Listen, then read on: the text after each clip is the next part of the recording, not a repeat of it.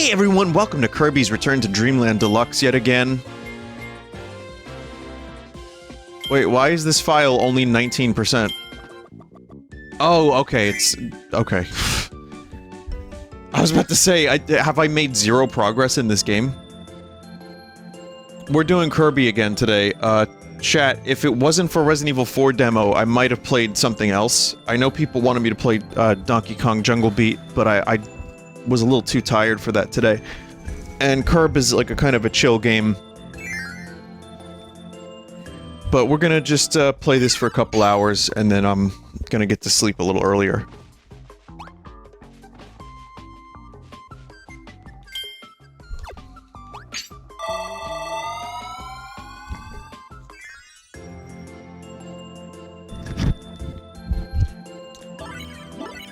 Let's see.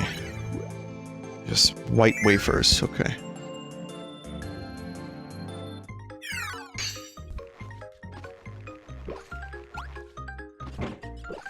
I'm wearing the gooey mask. I'm gonna keep this on. Are you gonna play Wave 4 of the Mario Kart DLC, Mario Kart 8? Yes, that's the plan. I don't know when. We don't know when.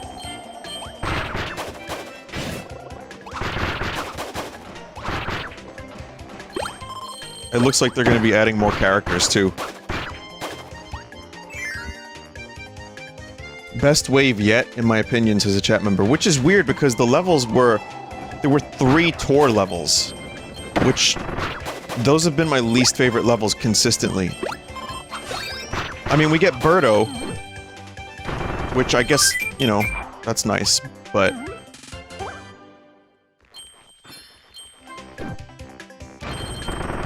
Yoshi's Island and some of the other tracks did look cool, though.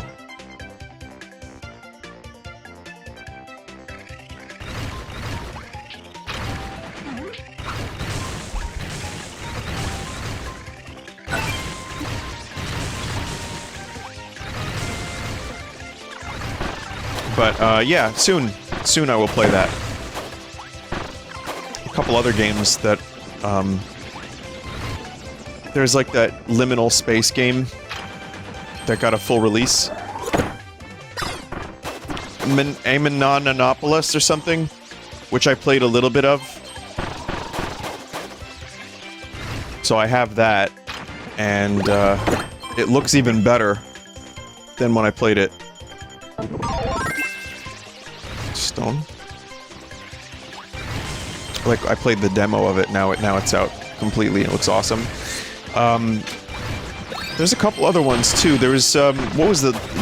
Dave, if you're here, there's some mage game or something? The Last Mage, or the Last Wizard, or Magic, or...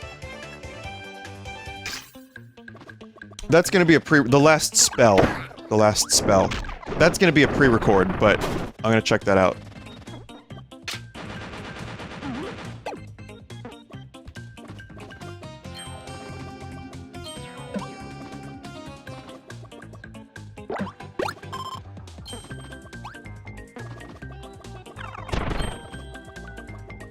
Move quick, Herb. Move quick.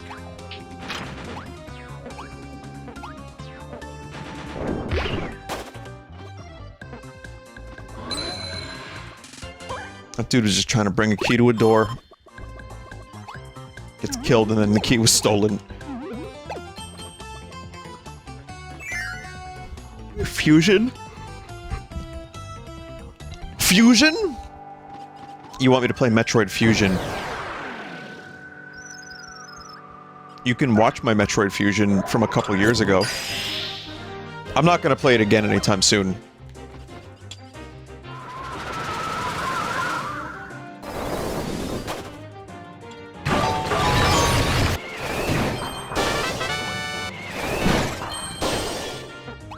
How about Zero Mission? You can also watch me play that on the Full Sauce channel.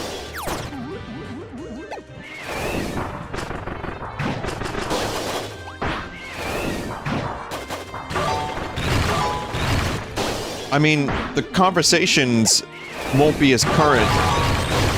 Like, I'll probably be talking about, like, what if the Sonic movie is good? or...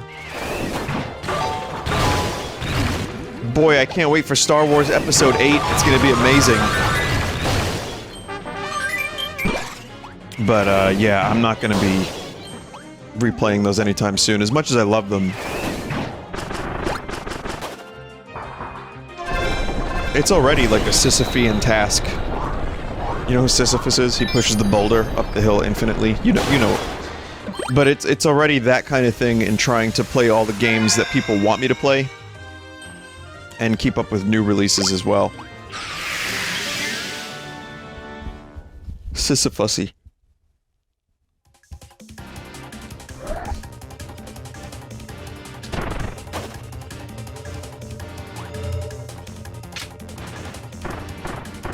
Someone said, did you, are you aware of Bob Odenkirk? God damn it, now there's crackles on my voice when I... Hang on, chat. I got some, crispy cracklies going on here. Let me check my cables in the mixer. Check. 1, 2, mixer. Crusts, okay. Hello? Check. Vinny, do you know who Bob Odenkirk is? Yeah. Yeah, he's Bob Odenkirk. I might have seen a show he was in, or something. Some lawyer show. No one really watched it, no one knows about it. But yeah, he redid The Room, like, or something. Like, he played Tommy, Johnny, for charity? Okay.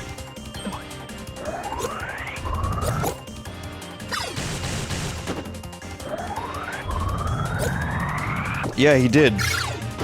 Apparently, it'll be released at some point soon.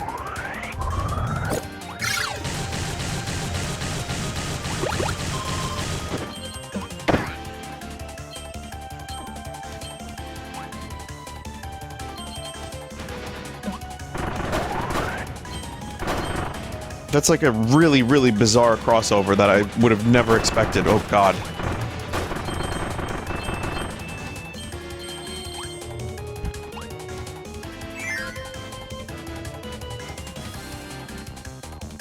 Someone said, imagine it's good now.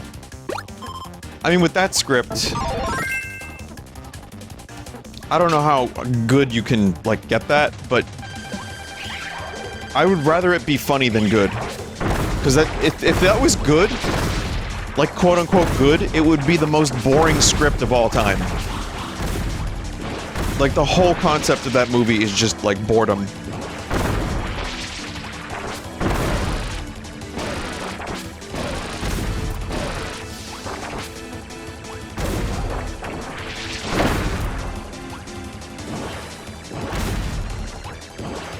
Is there... I wonder if there's a special...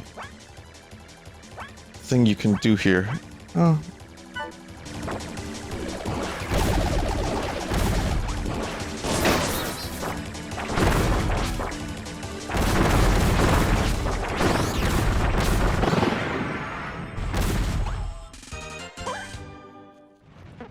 What if they included the vampire car ending, Vinny? Then it would be better. Well, Greg is working on a movie that he wants Tommy to have a cameo in, or... I don't know to what extent, but we talked about it in our interview. And, weirdly enough, he and I have been discussing this movie a little bit. He wants to make an alien movie. And, yeah, he was talking about doing some... he wants to channel his inner Neil Breen, which I have to give the guy credit for even knowing who that is, and then mentioning him. I think that's hilarious.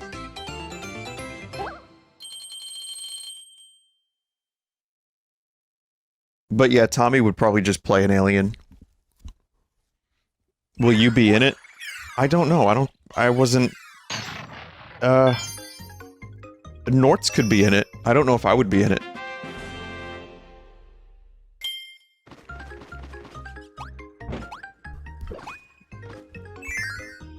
If asked, I would... If he asked me to be in the movie, but I had to fly out someplace to do it... Yeah, sure, I would do it.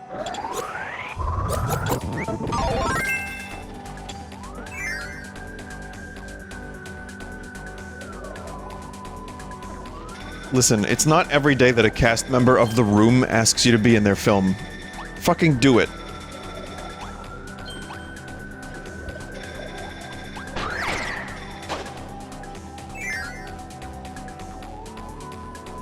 Really a testament to how much you hate flying that you hesitated. Make no mistake, once I'm on the plane, I'm fine. I am completely okay with actually flying. It's not a fear. It's just pure airport laziness. And planning. And packing. It's all that. Every time I've been on a plane, I've just played video games or watched a movie and I was fine with it. Genuinely.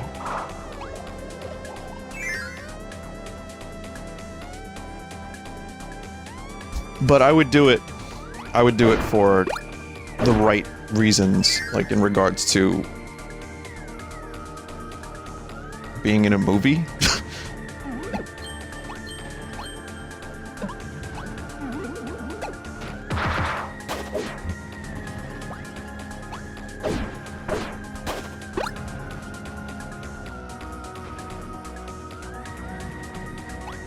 Vinny, what's your opinion on people saying there's nothing good to play anymore?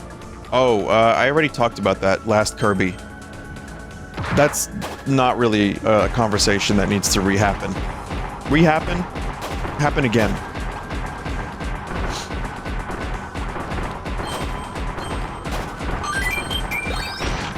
But I'll sum it up. There's too many good games to play.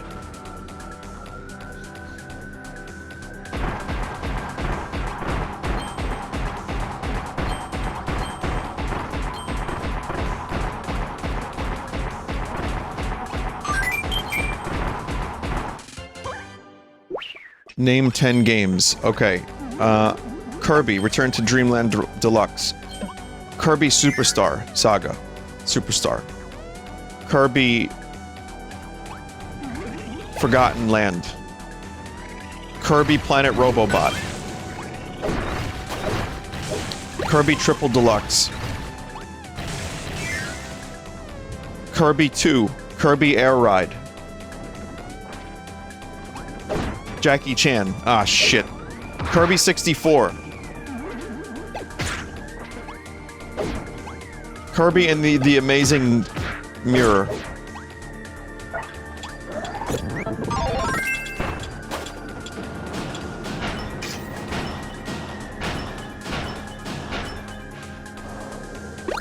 And that's just to name a couple. There's at least, like, double that amount of Kirby games.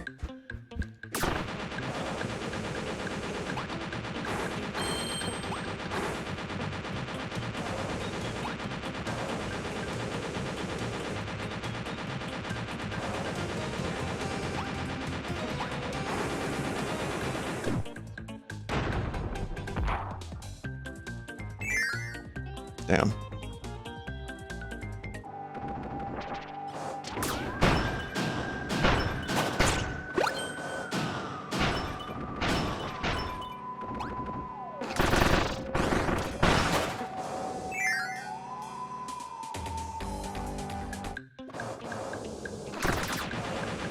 Starfield is delayed. Yeah, we talked about Starfield too.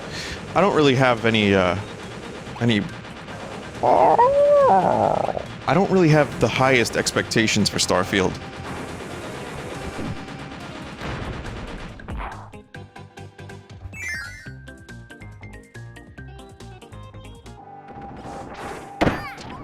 That's one of those games that I keep forgetting even exists and is not on my release radar. If it ends up being good or funny to play because of glitches, great. But otherwise, you know, I'm expecting the usual Bethesda jank.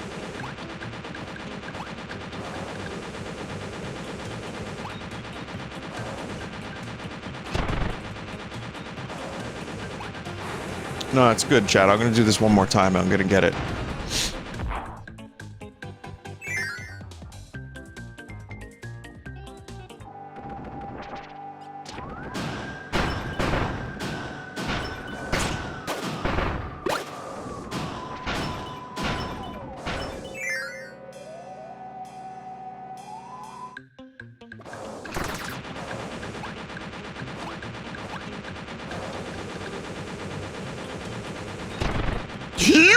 motherfucker!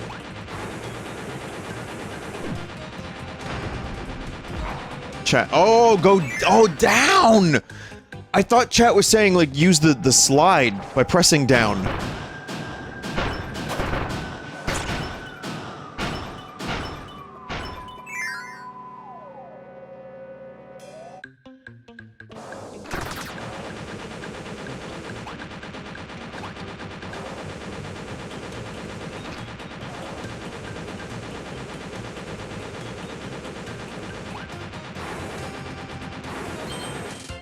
There you go.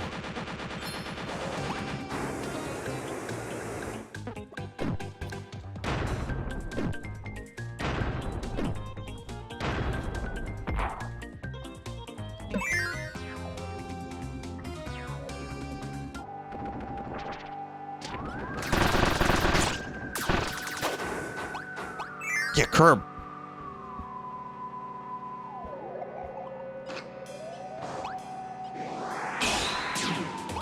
I'm sure, listen, chat, I'm sure the same way Cyberpunk ended up actually being somewhat enjoyable for me, aside from just glitching cars by making them spawn inside of each other and then, like, wielding the shrimp lady as a sword, I'm sure Starfield will end up being one of those games that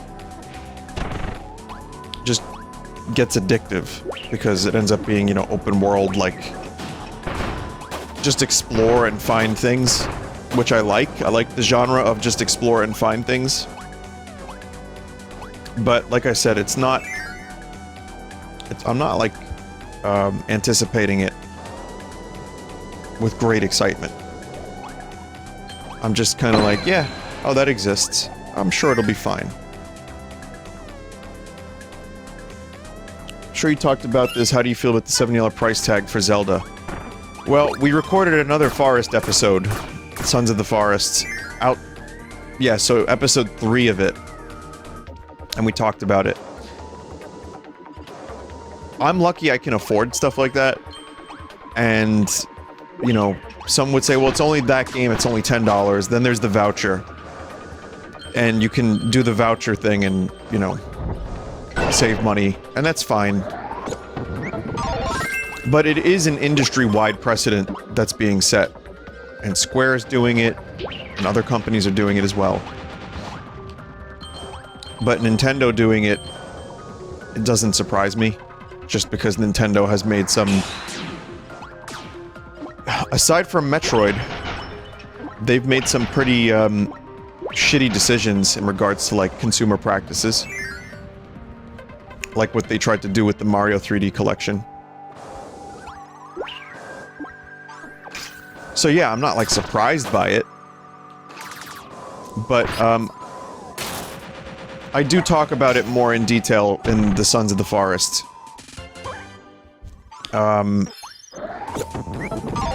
My potential solution was this. Wouldn't it be great... Someone says pay $70 to beta test a game.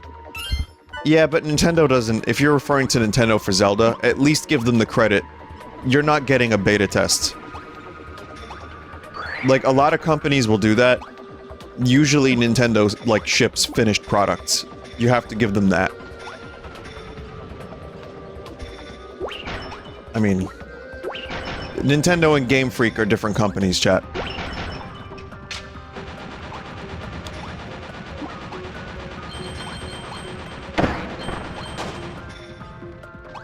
So... I think, and considering how much I love Breath of the Wild, I do think they'll do a good job with Tears of the Kingdom. I don't really have any... I don't have any doubts that it's gonna deliver a really good experience. But, here was my solution that I proposed. How great would it be if digital was $60 and physical was $70, but that $70 also came with an instruction manual, like a throwback to the old days. So it's like the idea of you're getting, like, at least something for your extra $10, because with digital, they're not making a plastic thing and chips and whatever.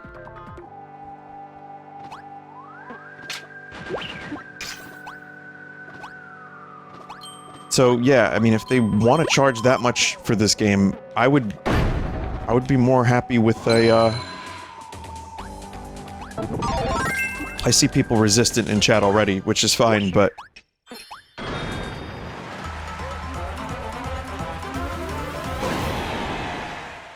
Someone said, I'll wait for a sale. Yeah, good luck. Nintendo never makes their games go on sale. It's usually, like, very minimal, but you'll be waiting for a decade.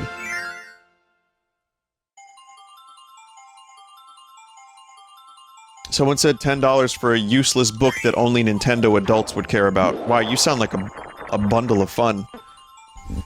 This is like a hypothetical for if they wanted to. I mean, you're not wrong, but you just sound like a bundle of fun. I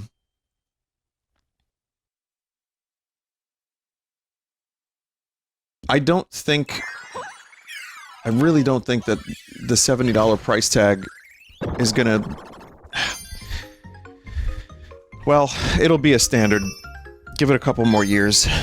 Even if Nintendo says that they're not doing it, they're gonna eventually have all their games be $70. I can see that happening.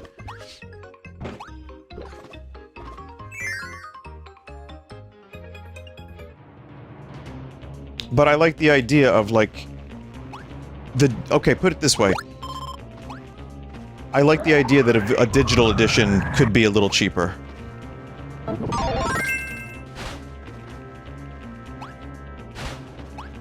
And you actually do get something. And sure, there's a lot of Nintendo adults, but people that collect lots of stuff.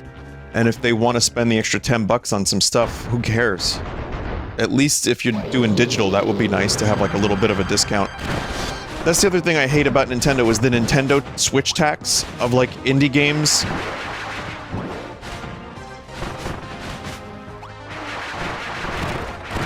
Like, being really cheap on Steam and then having, like, especially the first couple years of the Switch, it was, like, really noticeable.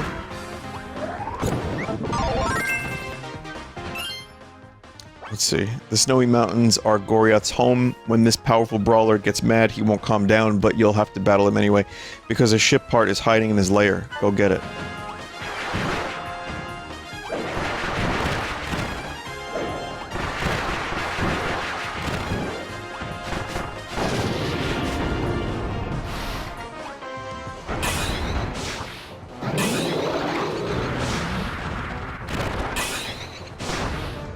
Sand versus snow.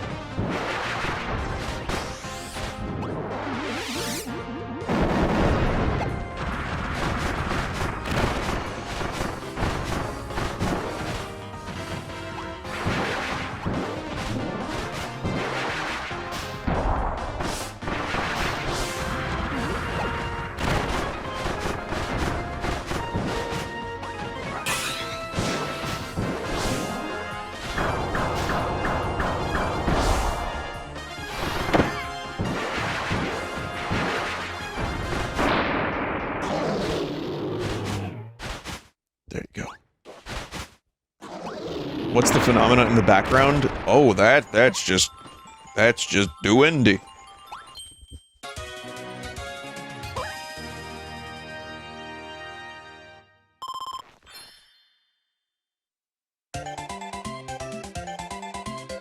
Skinner! The kitchen's on fire! Ah, no, it's not nothing to worry about at all. That's just Jack the Ripper. Absolutely nothing to worry about. All right, Skinner, if you say so.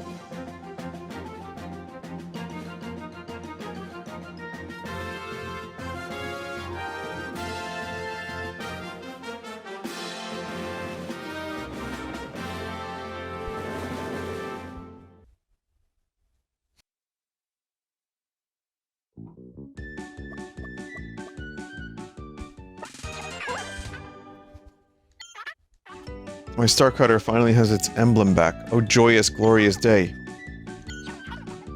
Only one missing part to find.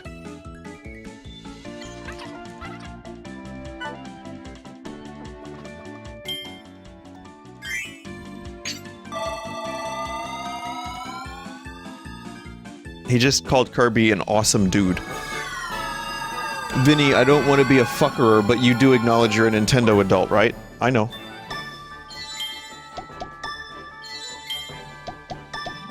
Well, who's worse, the Nintendo adult or the people that watch the Nintendo adult? Spout his bullshit while playing Nintendo games.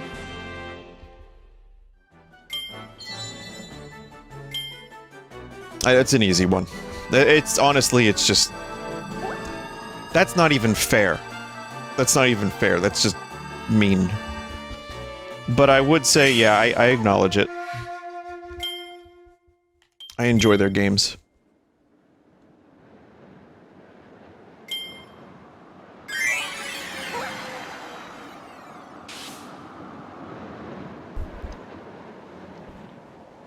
We're gonna do this again, chat.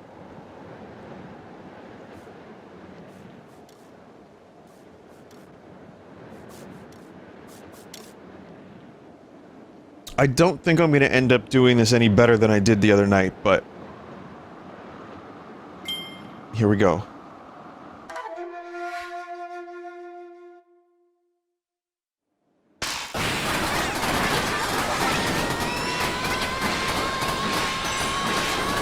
Okay. Nice. Nice! Ah.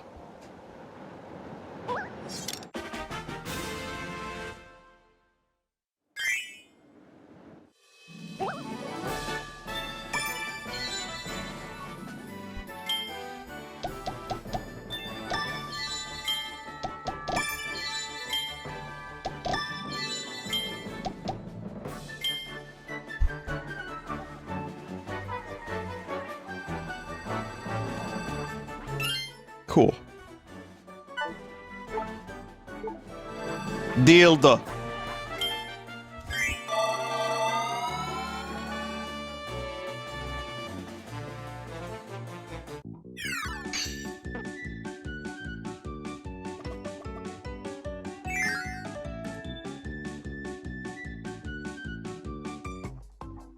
No, I didn't say dildo, I said dilda.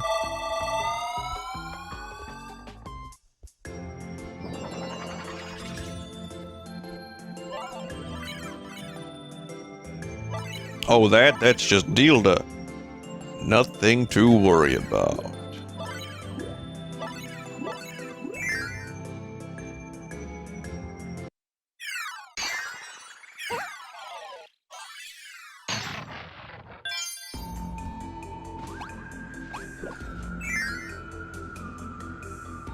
Vinny, what if Nintendo re-released Mario Galaxy 2 for $70? Oh, I would emulate.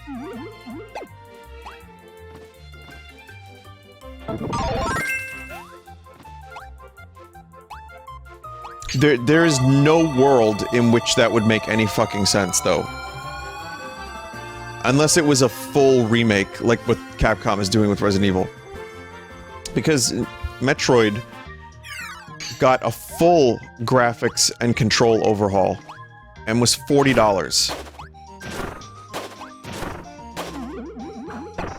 I don't think that would be the case. I really don't think that would happen.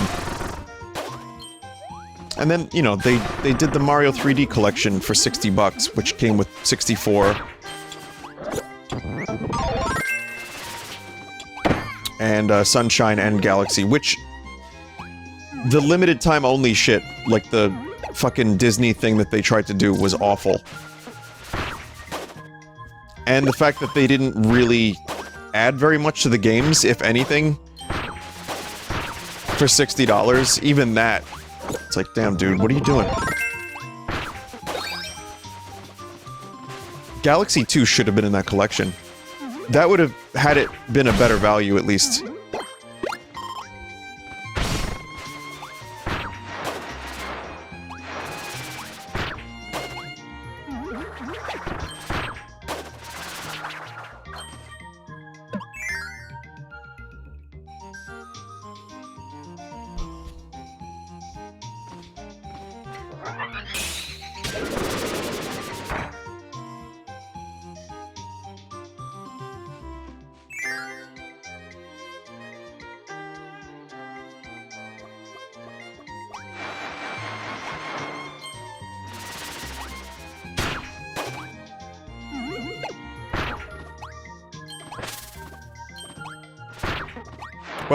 terms of re-releases, Galaxy 2 is one of those games that emulates perfectly fine. And, you know, Dolphin's obviously amazing. But the thing I want the most, there's two games I would like actual remakes of. One is Metroid Prime Hunters. Just the online stuff. You don't need the single-player stuff. I mean, you could, but I think the online, with better controls, gyro aiming, and like that concept of all the bounty hunters would be great. So I would love a sequel or a remake of that. You could do both. I mean, that would be preferable. But the reason I want it is because the multiplayer has so much potential on a modern system, and it doesn't emulate very well because of the controls. The other remake I would like is Kid Icarus Uprising. I don't really need to tell you why. But Kid Icarus Uprising or a Kid Icarus Uprising sequel with modern controls would be great. And here's a wild card. Mario 64 DS with actual analog controls would be great. Like true analog controls.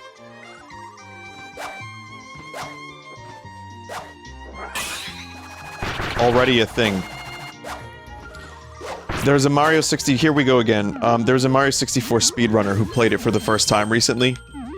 And it controls differently.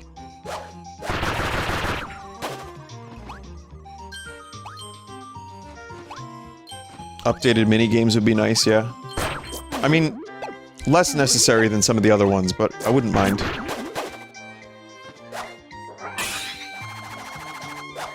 Someone said that's a good thing. No, I don't agree, but that's fine. I think the way it controls is designed for a D-pad, and even if you do end up using the touchscreen and translating that into analog controls, it's still, the characters have a different weight and physics to them and like reaction time, which was good for the DS and for like D-pad controls, but you know, when you've been playing Mario 64 your whole life, like, it fucked the speedrunner up completely. But when you've been playing the game and it feels a certain way, wall jumping is more difficult, for example, and lots of other things that you just get used to via muscle memory. I may disagree, maybe you like the 64 DS controls better, chat member, and that's fine. I'm just saying on a personal level, that's what I would like, is I would like the, you know, the option of those analog controls. That would be great.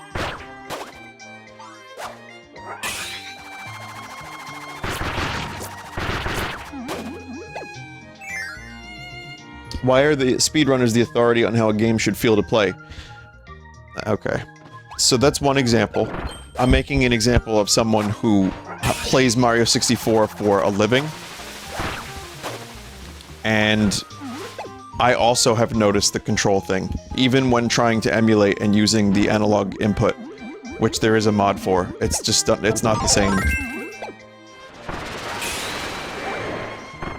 But that's why, everything I say is in my opinion. I feel this way about this thing, personally. And people still get upset, sometimes. So, I only reference the speedrunner because they personally, in their opinion, have also had a similar opinion.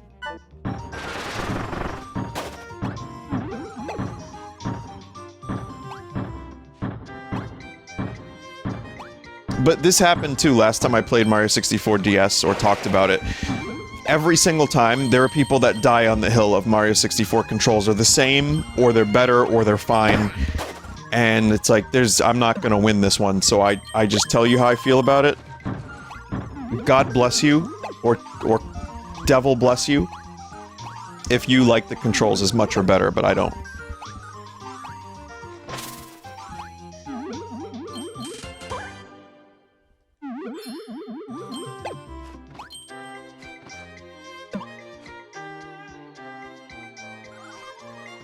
But there's also, you know, then you have games that, like I said, I watched a video on Prime Hunters, and even that is tough to emulate, because it doesn't really end up translating the analog for movement, and for, rather for aiming. So that's why I think Prime Hunters has a lot of potential, but like a lot of the games that they designed for touchscreen,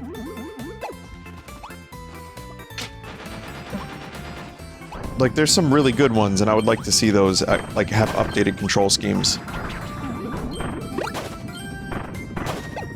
Did you play the multiplayer a lot? In Hunters? Yeah, I did. When I got that game, I actually... That and Animal Crossing Wild World were the two games I played online on the DS. I didn't play Wild World a ton, but I enjoyed... I think that was the first online Animal Crossing. I thought it was kind of cool.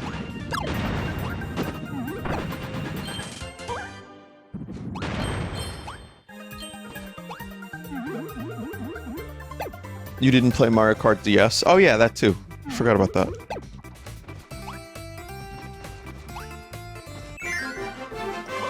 It's also kind of, like, weird... It was also kind of weird to play online at that time on a handheld. Like, on the actual internet. It's, like, kind of a mind-blowing thing. I was like, whoa, it's the future.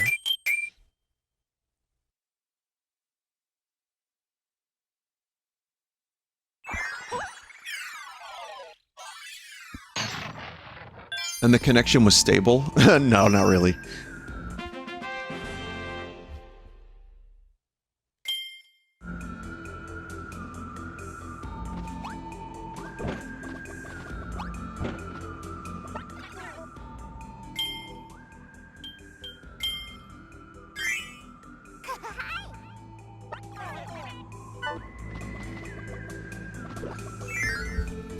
But I guess my first... I think I've mentioned this, but my very first time playing online games blew my mind. Because, for me, like, the pinnacle of gaming was, like, co-op. Like in Secret of Mana or something. And when I first played online in any context, it was, like, I couldn't believe how cool it was. And also how terrible it was. It was Warcraft 2, and not the Battle.net edition. It was go on Game FAQs, or Game Facts, however you want to call it. Look for someone near you, get their phone number, enter it into the thing, play some maps with them over a shitty connection, and then hope you don't get a phone call, because then you would disconnect. That was my first time playing online.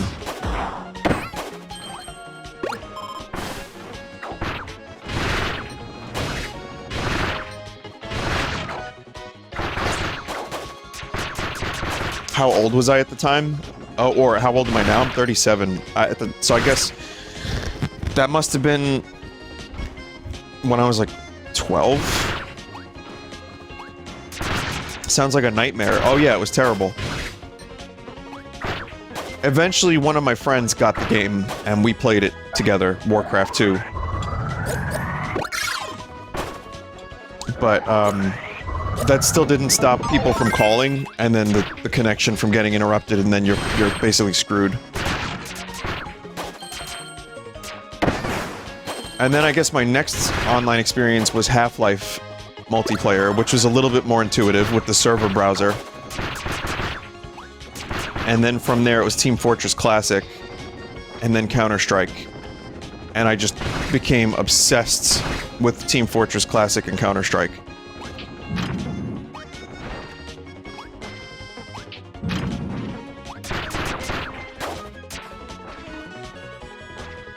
How was StarCraft? I didn't play StarCraft for a while. I actually played a clone of StarCraft before I played StarCraft.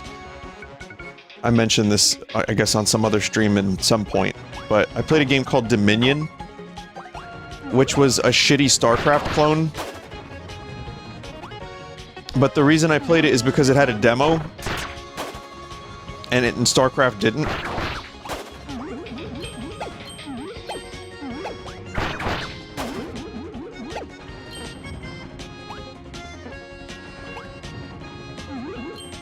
But it wasn't that good.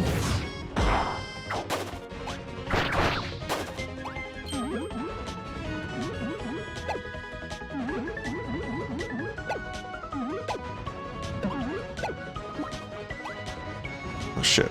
Hang on, hang on, hang on.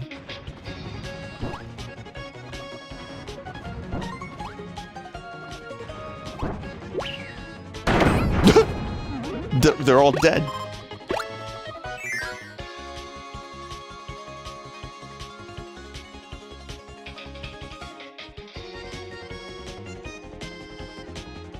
Why'd that take so long?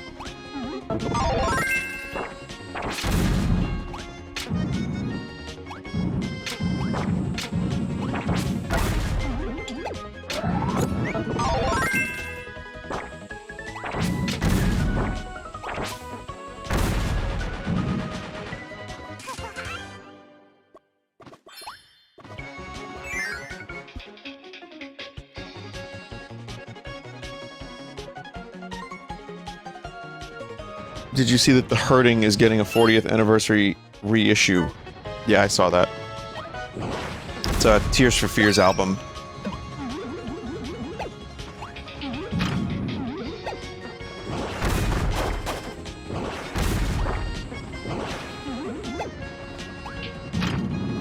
I don't know if I'm gonna pick it up, but it's nice.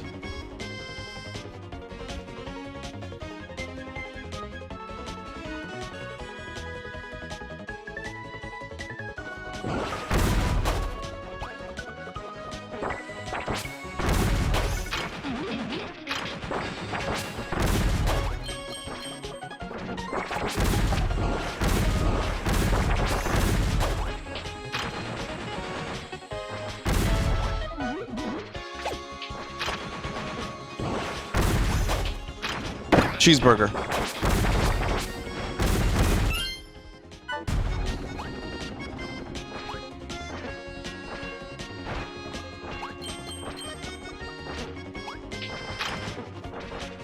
Sandwich.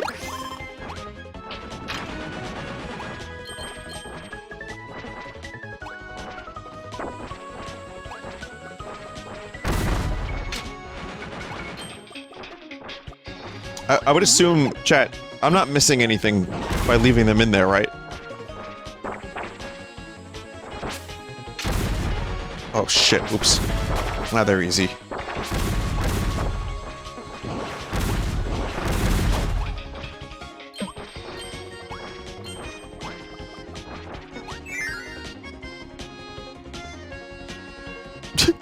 Just miss every throw.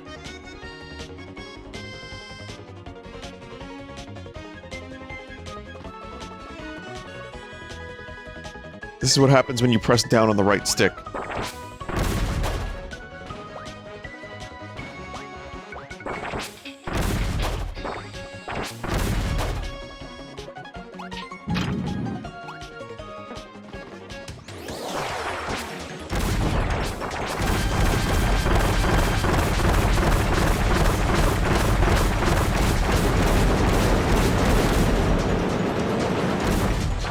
I'm not saying it's necessary to have completed Dark Souls before playing Kirby.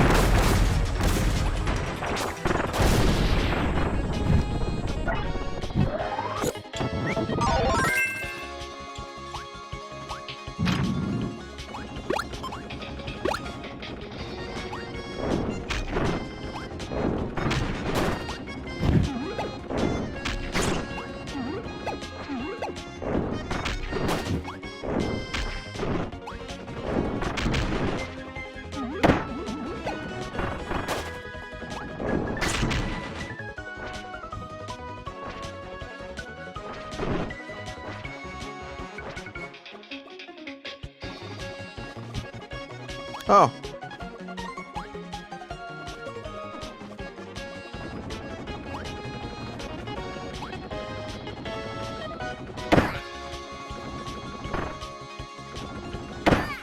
Congratulations, you get to kill Kirby.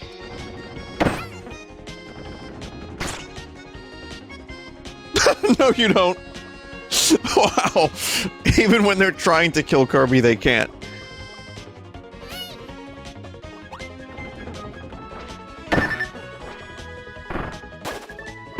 No!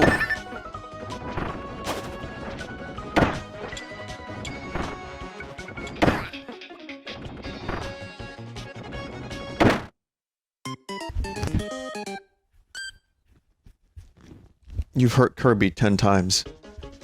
It's like, what's that? You wanna hurt Kirby? Alright, well this enemy's gonna run into you. The enemy's going to die and give you pudding. And you will recover health.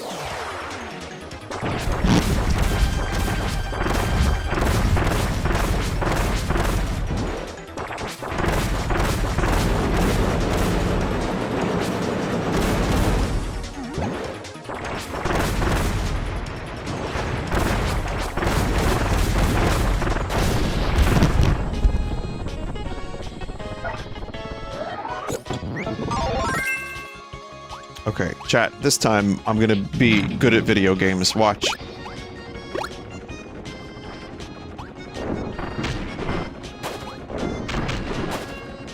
Wow.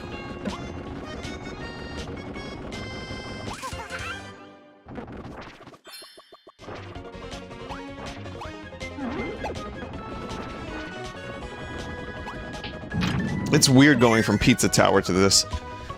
It's just like two very, very different types of games and difficulty levels and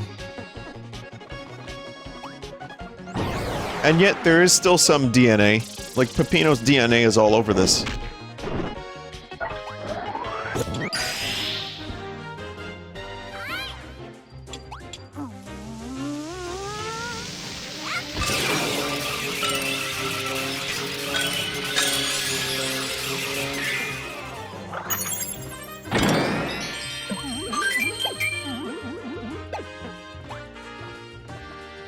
Yeah.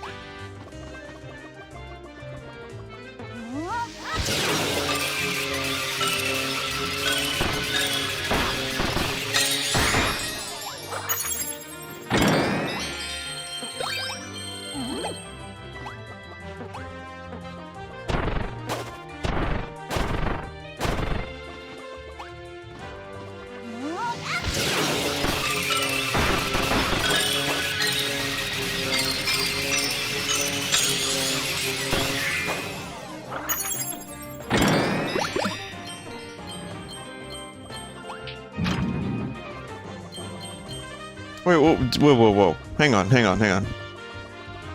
I need that coffee. Alright, cool. Also, what's up here?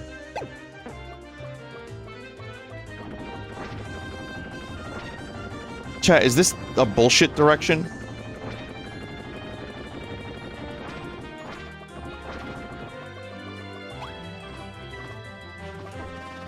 I knew it was a bullshit direction.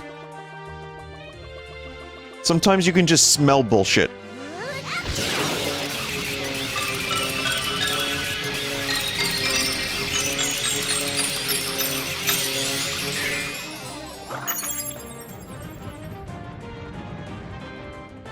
Oh, right there you go.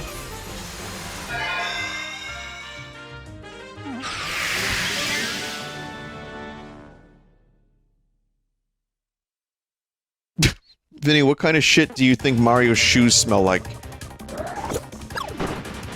If he's been hanging out around Central Park, then probably horse shit.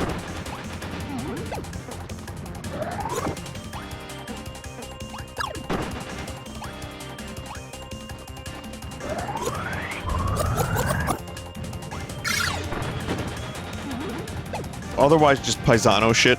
Whoa!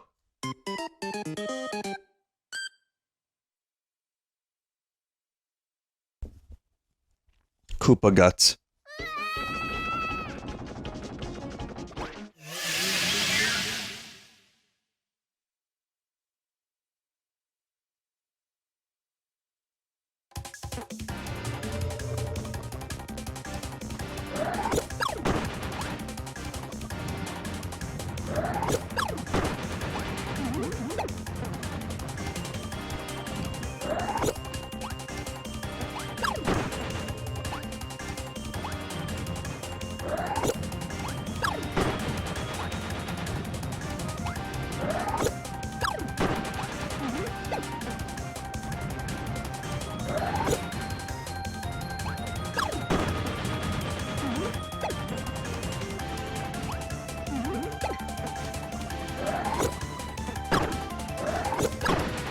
Could have done it a little bit better. I see what I was supposed to do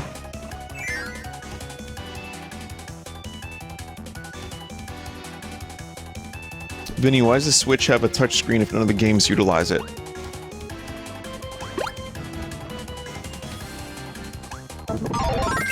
What utilizes it? Don't a couple things... Like Mario Maker? Yeah, Mario Maker. Some rhythm games, maybe a couple indie games, but yeah, that's... I think... It's still the tablet thing. Like, to me, the Wii U and the DS was a direct response to the tablet and touchscreen era. Like, the advent of those things. And it almost felt mandatory to have a touchscreen.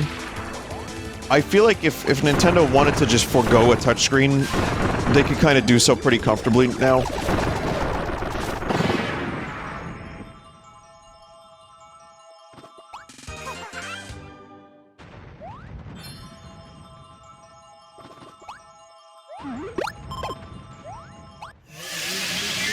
Someone says, yeah, but Nintendo lives in the past.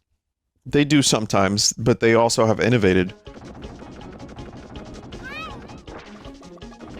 They have introduced analog sticks, thumbsticks, rumble. The Wii was such an innovation that everyone tried to copy it and failed miserably, including Nintendo after a couple years.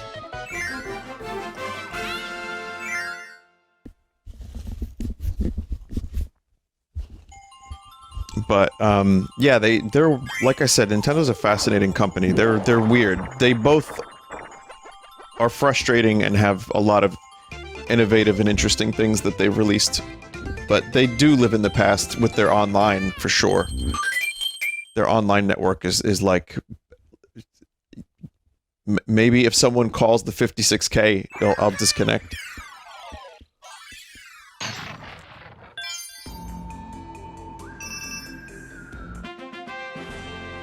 But,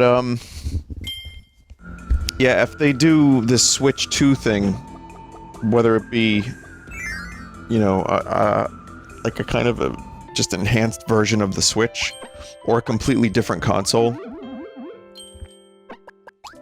I don't think they would need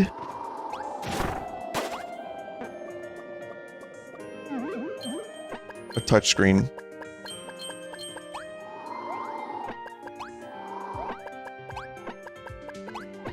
I mean, it's nice to have the option.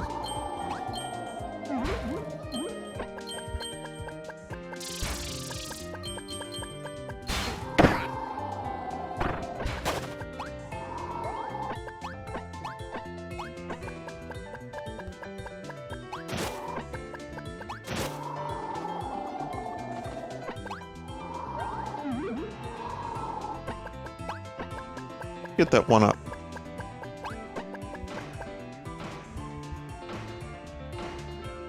Beam. Ah, shit. Well, now I only have 53 lives.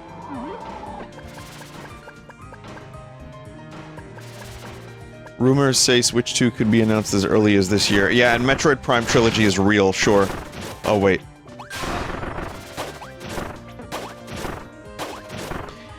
Well... I kind of mentioned this on a previous stream. I do think that we're gonna see some kind of Switch 2 or... My guess it's gonna be a Switch Pro /2 that's backwards compatible, and they're still gonna support the Switch.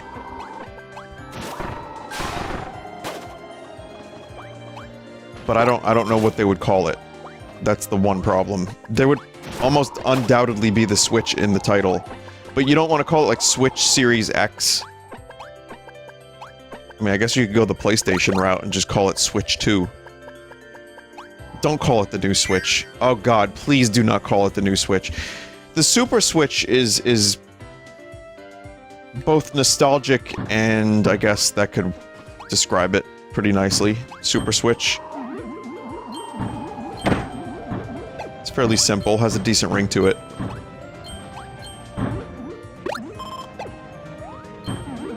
But is the word super fashionable anymore?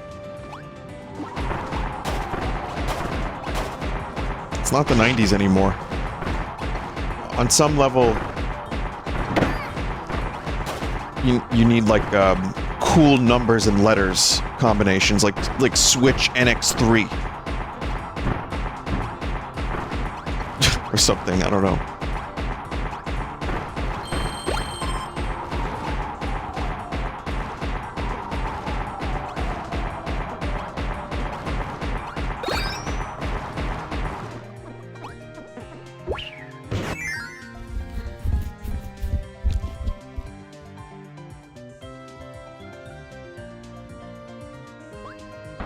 Well, whatever it is,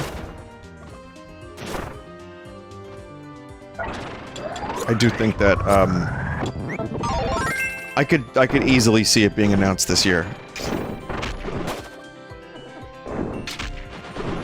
So I don't know where that rumor's coming from, but I don't think it's the most outlandish. I don't think it'll release this year. I mean, maybe, but I think it'll probably be next year.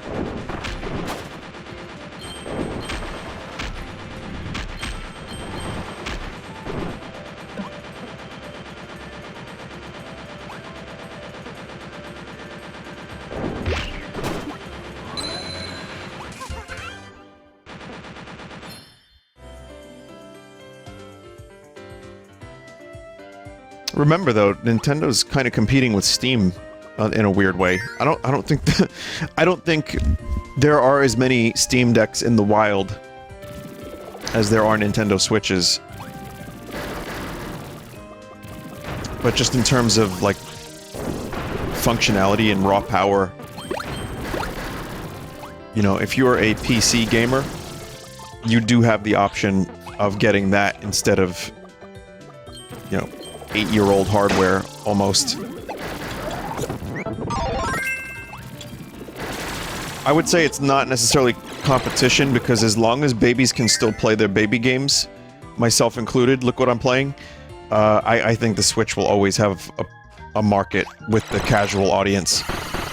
It just so happens this also has a lot of great, like, indie games and a lot of things that are maybe not for babies. Like, you can play some non-baby games. You know what? Speaking of non-baby games, there's like, you could just browse the shop, and there's like hentai games right there. I don't know if it's real hentai or just the word hentai is in the title. But, yeah, just right there. Just sort by new and, like, hentai color adventures, and it's like a coloring book of hentai. It's mostly bait. Oh yeah, I'm sure it is. There are nudity games. Wow, Nintendo's come a long way.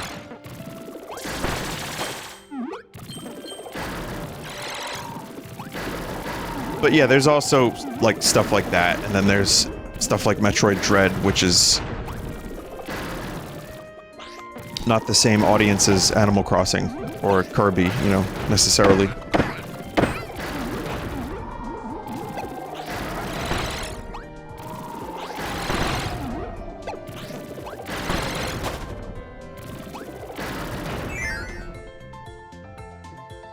Someone said the problem is indie games suck on the Switch.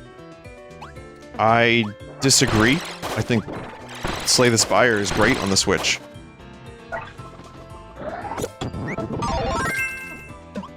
Yeah, I don't agree with that. I've played a lot of indie games. Played Dead Cells, Isaac, Slay the Spire. They've been fine.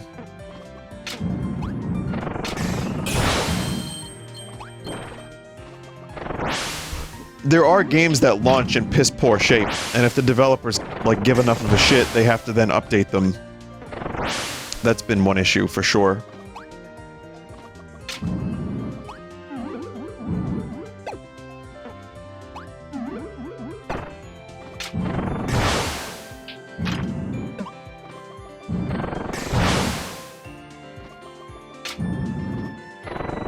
Someone said, I think that's what the person meant.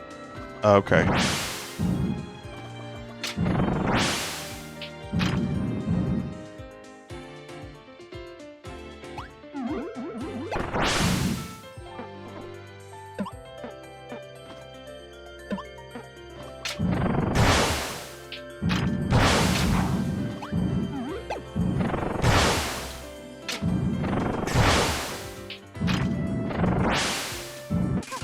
Interesting. Okay, there's a whole other advanced kind of... Well, I say advanced, but there's different tactics here.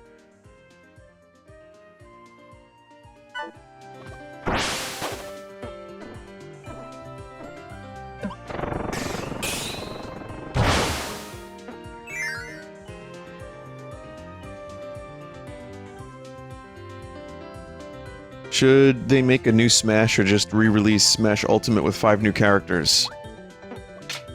On Switch 2?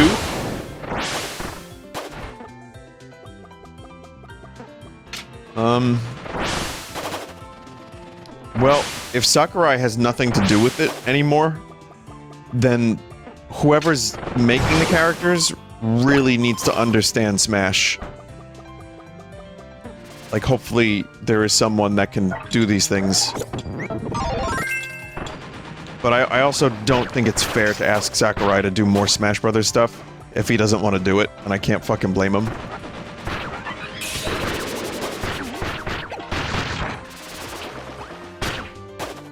The thing is, if there is a Switch 2, I can't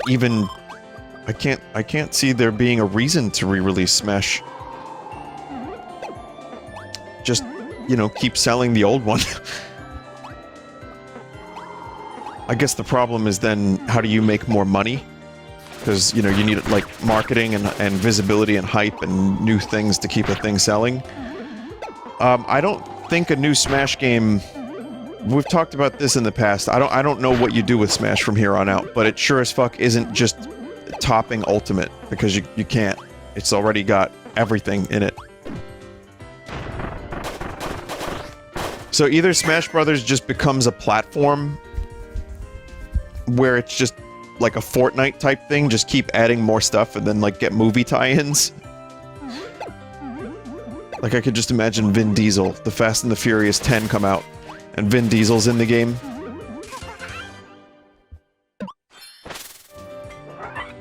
But I think, yeah, if they're gonna do Smash Brothers again from here on out, that's gonna be a really difficult task. I kind of feel like, the gameplay has to change fundamentally. Otherwise, it'll just always be unfavorably compared to Ultimate.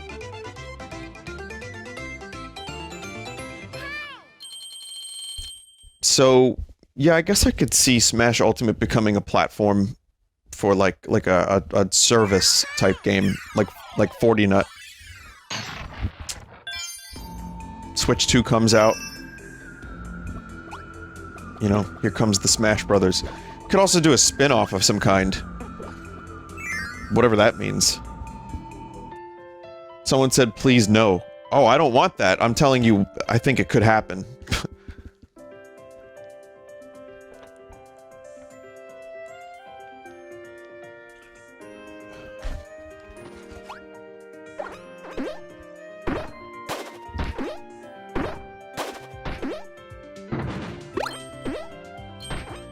Yeah, that's one... Oh boy. That's one thing I have no idea what Nintendo could do with. That's just like... And truthfully, there's nothing I particularly need from Smash Brothers. I really think we've hit, like, a peak. Great.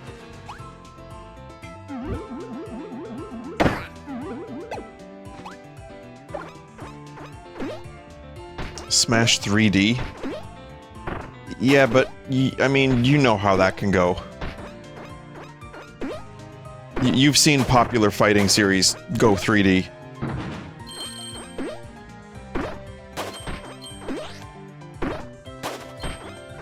I'm not saying it couldn't work, like, Sakurai made Kid Icarus Uprising, and that's a 3D game that ended up being really good, but yeah, you need... I don't know. I'm not sure how that would work. That's why I say spin-off maybe would be better. You could try 3D, go back to the original characters, and don't call it Smash Brothers, call it like Smash Friends. I don't know.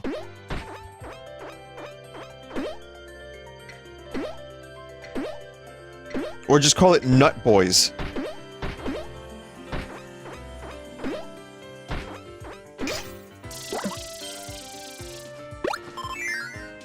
Super Nut Boys. Super Butt Bros. Super Butt Plugs. nutmen. Super nutmen bros. There's like at least limitless options.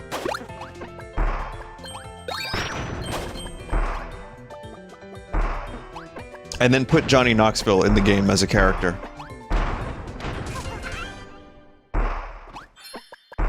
Someone said hire fans. I know that that's a great, like, thing to just say. And I know we want that to be true because of Sonic Mania. But it's not like that's the go-to statement of like that's the answer. Like, oh, fans will just make it good. There's also the idea of too many cooks in the kitchen. I kind of feel like one of the reasons Smash Brothers ended up being so good is because Sakurai put all of his effort into it. Whereas if you have, like, a committee, I don't think it could work out that great. Someone said, Vin, it's a meme. Oh, really? Oh, I'm not up on the newest memes then. Sorry.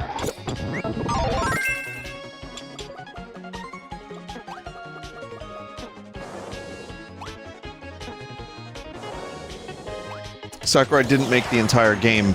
No, I know that, but I think having a strong vision for that series, and Sakurai did put a lot of his time and effort into that thing, but I kind of feel like that's one of the reasons that series ended up being so good is because of his, like, singular vision. And help, of course, help, but yeah. But then again, I guess you're right, I don't really know what he did, so never mind.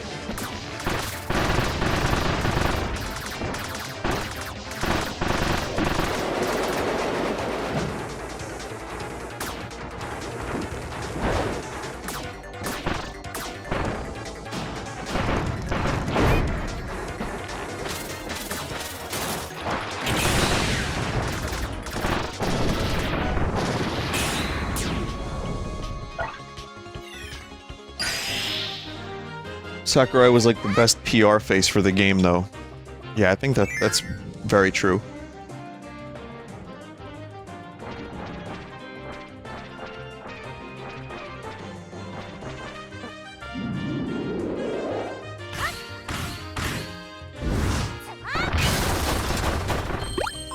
I have my issues with companies shitting on fans, but I've also heard, like, you know, there's an argument to be made. I've also read, like, oh, fans don't know what they want, and, like, they'll just keep wanting the same thing over and over and over again. I don't think that's necessarily true, but I do think sometimes it takes risk and, like, a creative vision to, like, do something new that will then get new fans as well. But I do really dislike when companies, put out, like, a subpar thing and then they blame the fans.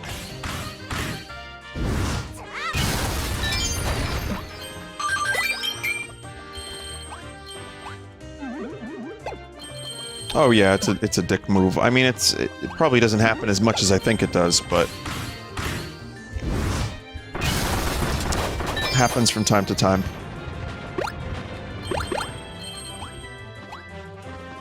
Why you know by game? Yeah. But no, I think it's true. There are definitely some, like, AM2R is proof. I like Samus Returns well enough, but AM2R is just, like, amazing. Sometimes the you know, like the Witcher show maybe could have hired fans, or like the Star Trek stuff. But then other times things become, like, maybe too precious, and it's good to have a little distance and, like, a fresh take on a series. So I don't think it's just a, you know, I think it's like a, it's not a one-size-fits-all. I think everything, whether it be a game or a TV show or a movie, you kind of have to take everything into consideration.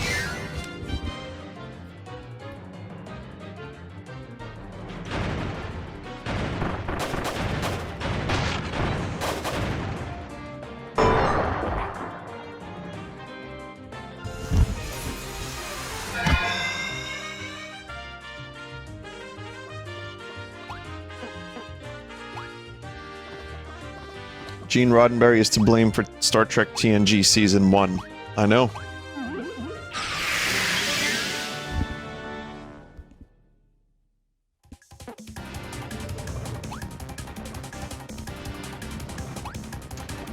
There's a lot going on there. I wouldn't say he was to blame. I would also say that was his vision of like, he set the rules. He set the tone, started with the original scripts. We could go into this for a while, but I think Season 1 was a bit of a disaster because they were trying to find their footing.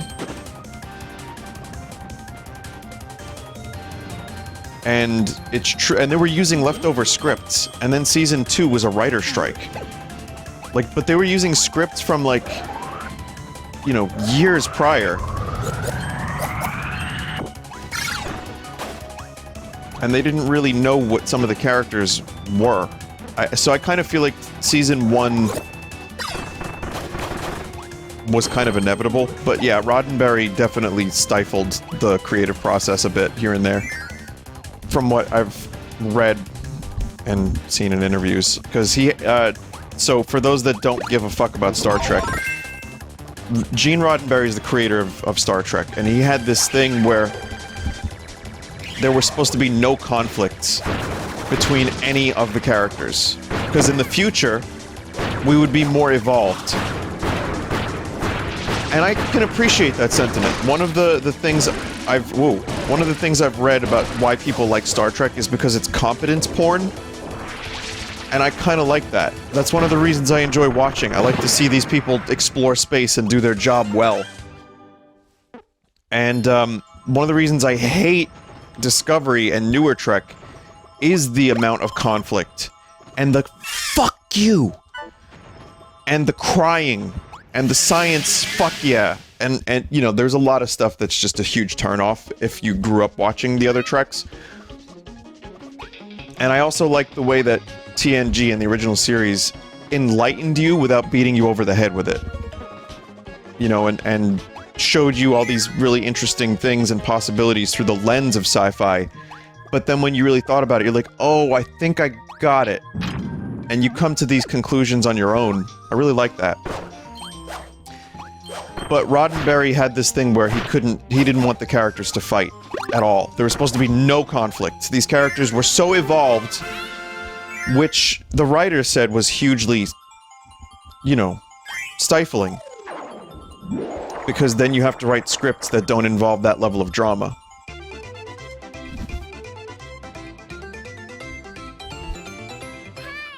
But I would argue that TNG actually, like, the characters do get along really well, and they respect each other and work well together.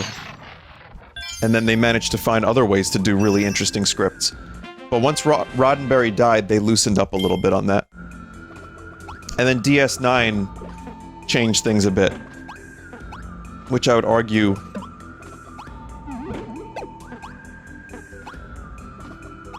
Deep Space Nine, to me, is the best written Star Trek. Like, I think it's the best Star Trek's ever been. And I think it's a really good mix between the vision of Roddenberry's future and, like, oh shit, things are getting a little fucked up now. So. And there is conflict here and there, but it's not so much that it feels like they just hate each other. It's great. It's really good.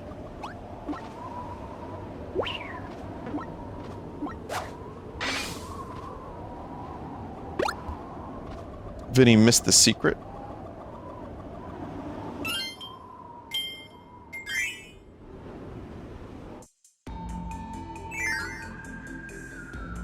DS9 is pretty bad for the first 3 seasons. I would argue it's not bad, it's just not as good as it could be. Again, it's a matter of finding the footing and the tone. They did.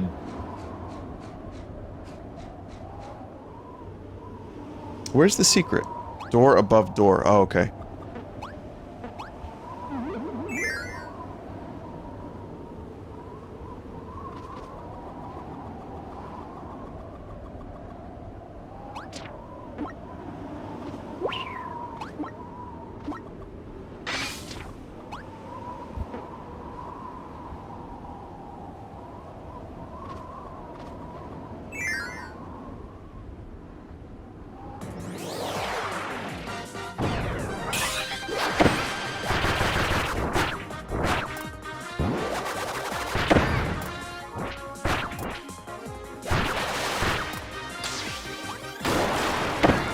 shit. Well, I've already taken a lot of damage.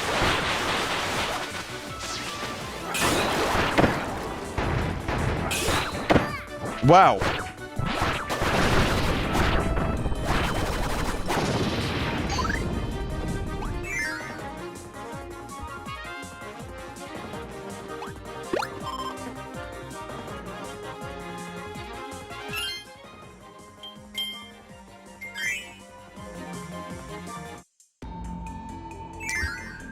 Someone said, was that no damage? Yeah.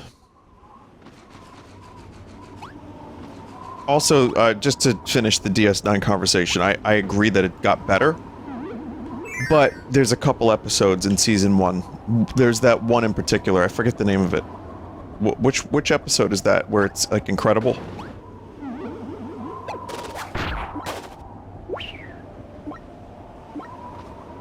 Duet, thank you. Yeah, that one's amazing. So, and 2 and 3 have good episodes too, but Season 1 has Duet, which to me is a sign of things to come, in terms of, like, just pure writing and amazing scripts, and acting too. But I mean, you know, you give a show a chance to find its footing, if you're willing to.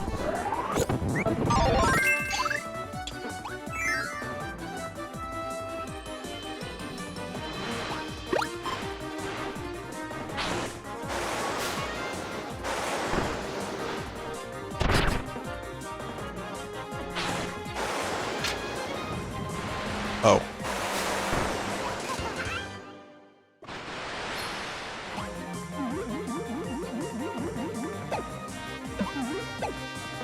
DS9 had the only good pilot. It's okay. Yeah, I like the pilot for DS9 better than the other ones. I agree with that.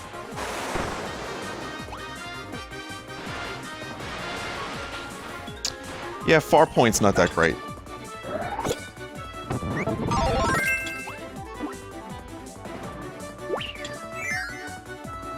Is Voyager worth watching? I used to be more shitty about Voyager, and then New Trek happened.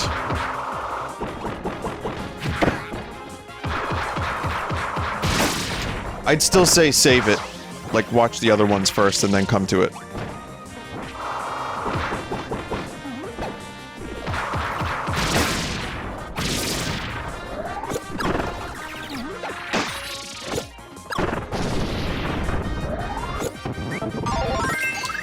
No, Voyager has some great episodes, for sure. I think it's awesome.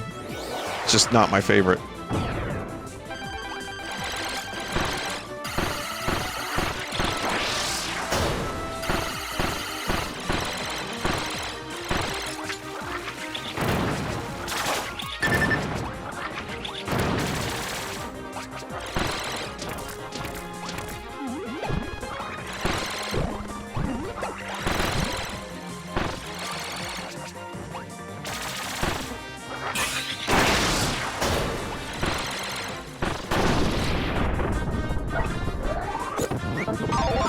There we go.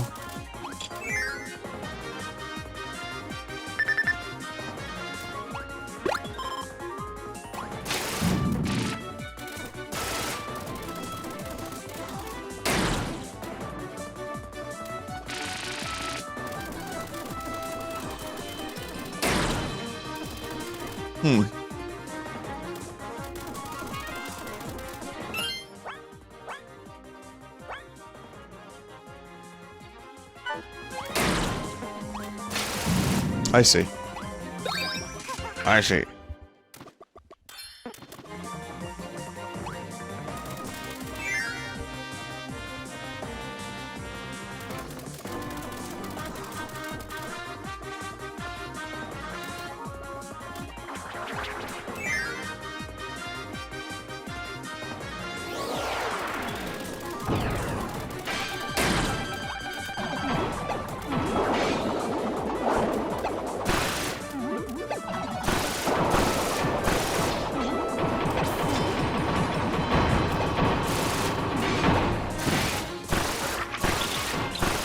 Cheese discovered. Confirmed.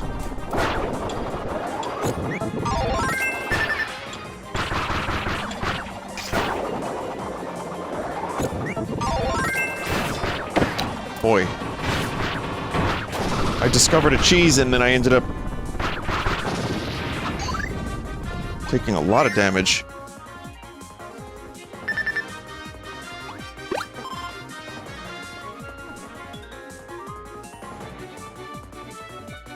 Chat. What is this?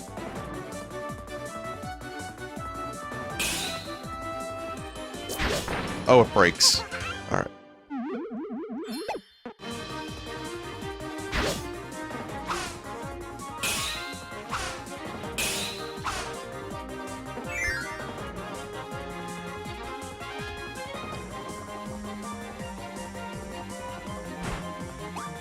Streamer.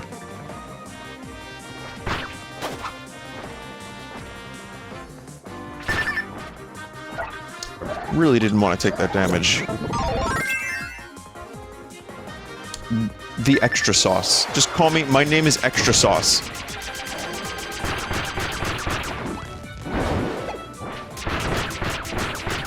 I've gotten to the point where my Redbox account, my Redbox email is now getting requests to cover video games.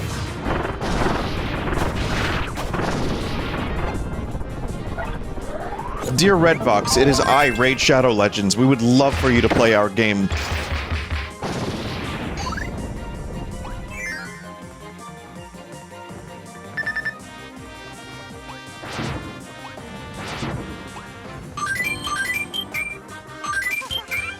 Nah, dude, I need health, not one-ups. I need health.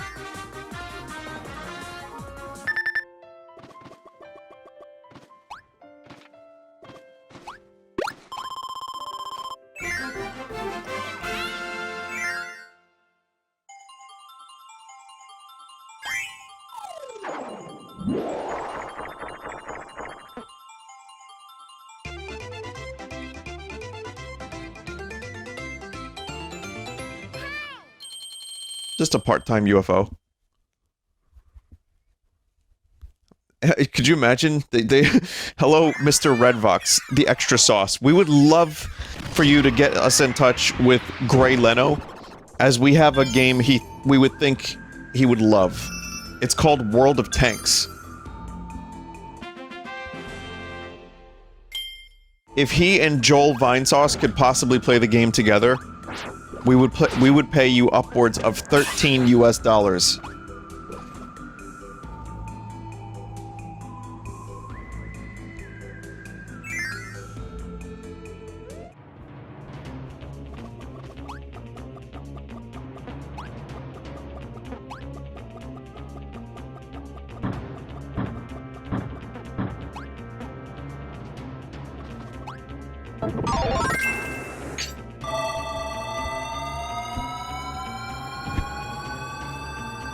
Dear Mr. Leno. Dear Mr. Leno, we would love to work with you on behalf of our new sponsor, cockgrill.com.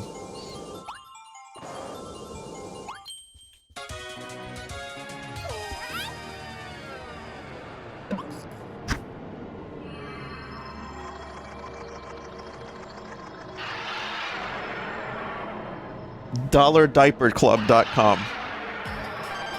Grand Doomer. It's the boss of all Doomers, the Golden Grand Doomer, as the skies over Nutty Noon began to warp, this fearsome foe swooped in to claim the spheres, and now their dimension-traveling powers.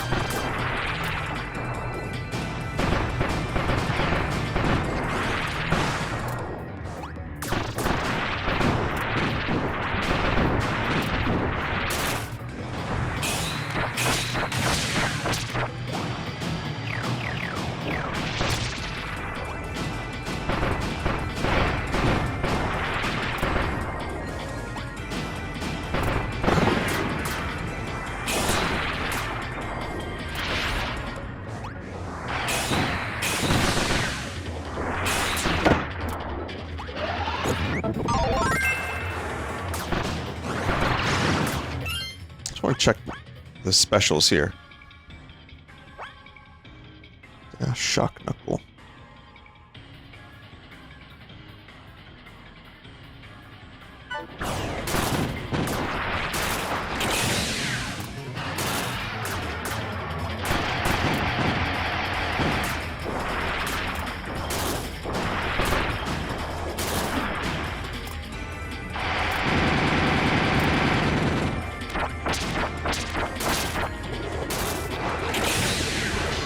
No!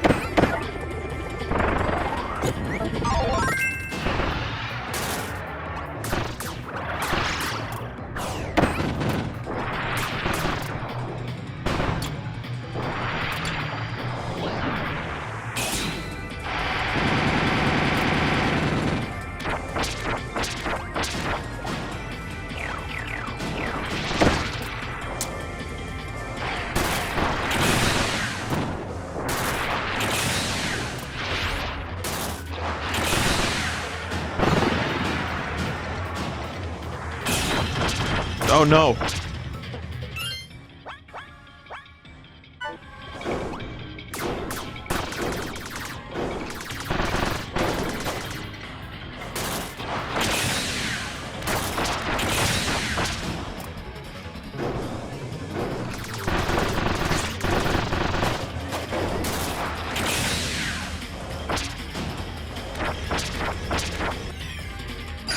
Big sword.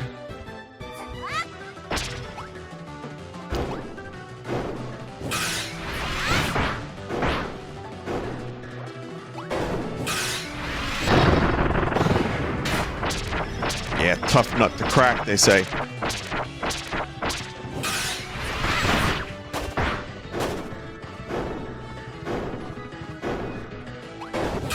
What?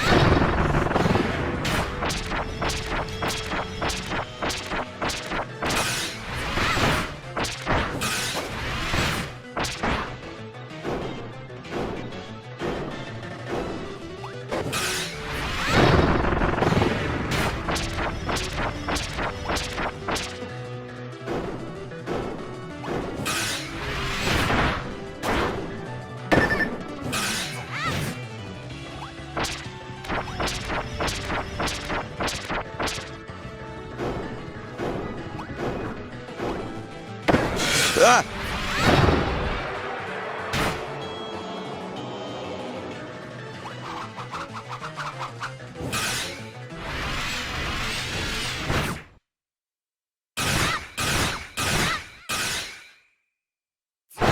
Kirby, thank you.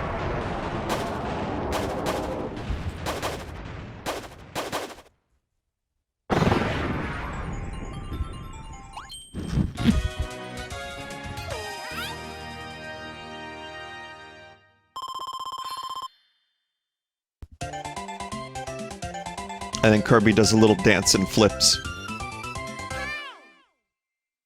Vinny, did Mike share any of his pussy chips with you?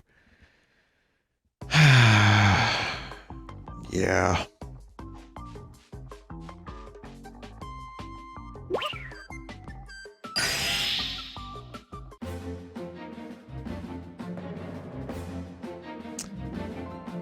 Well, I guess I have to tell you the story now.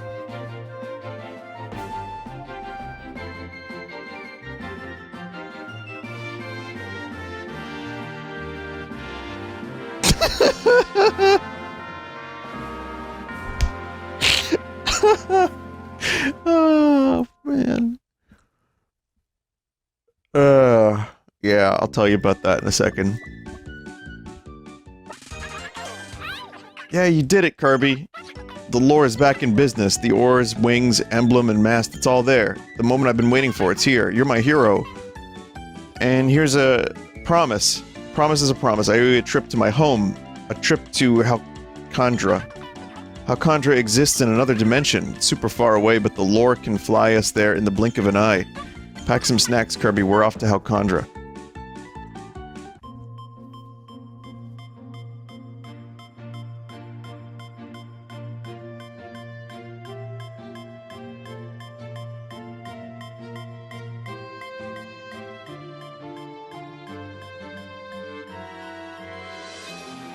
Skinner, what is this? These aren't the pussy chips I asked for.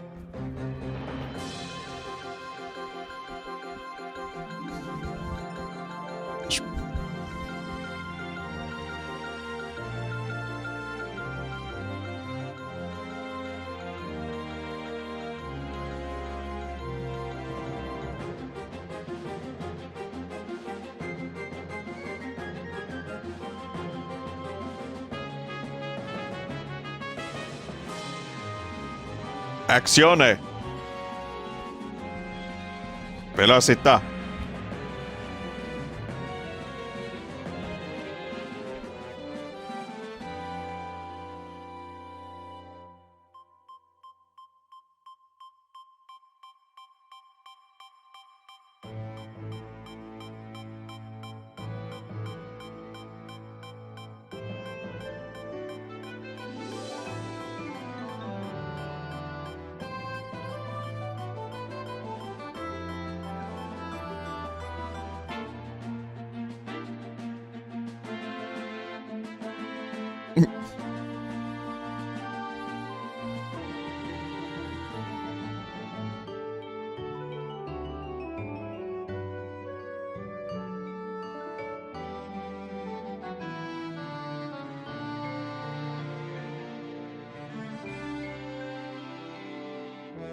Kill.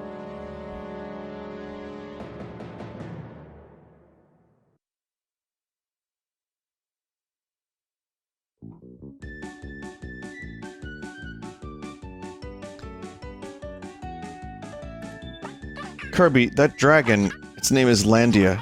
It lived on this planet for ages, but it's always been fast asleep. Recently, however, it awoke and went on a rampage.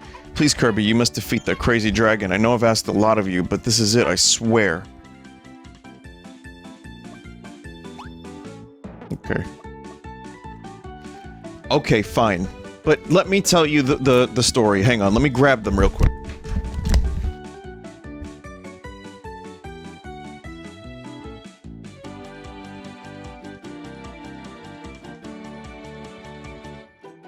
So... clearly this is the best music to tell you the story, but, chat member wanted to know about the pussy chips. Well...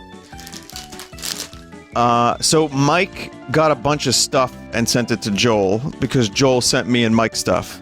And one of the things that he sent Joel were, vagina-flavored, chips. And so, I'm at the studio today, and he walks in with a box, and in the box are potato chips. And it says here, Chaz, kettle chips, pussy flavor. 18 plus, adults only, limited edition. And he was like, you should try one. You should try one. I'm like, Mike, there is no way I am trying one of these chips and then singing into my microphone. I do not want my microphone to be tainted by these disgusting items. So I just didn't open it. And he was like trying to give it to me. I'm like, Mike, I don't want these. I don't want these. He's like, no, Vin, I bought them for you. I bought them for you. I'm like, Mike, I don't want them. And then I took them because I didn't want to break Mike's heart. So I have them.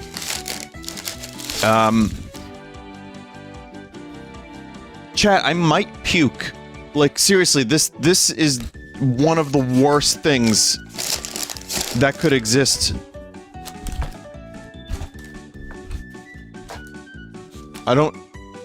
Joel hated them? Oh no.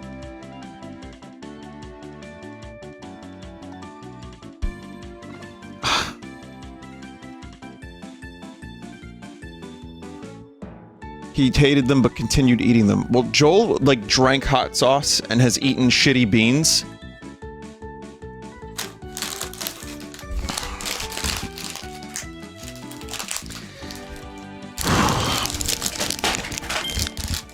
I just...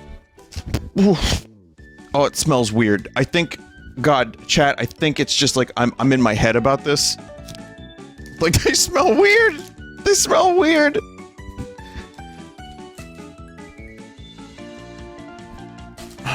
Hang on, I have, hang on, I have breath mints. I'm gonna get one.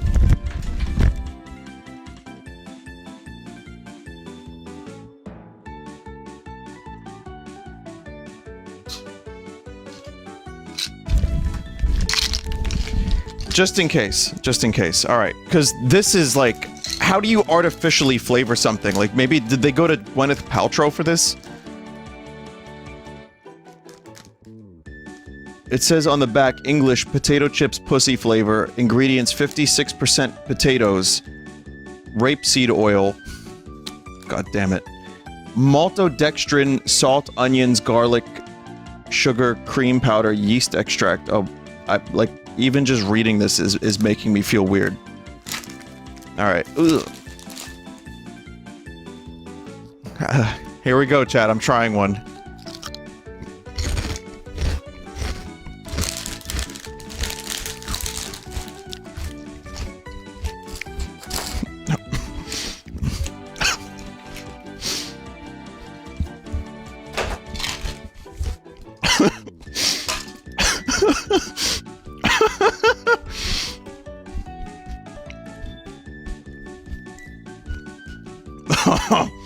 Yeah.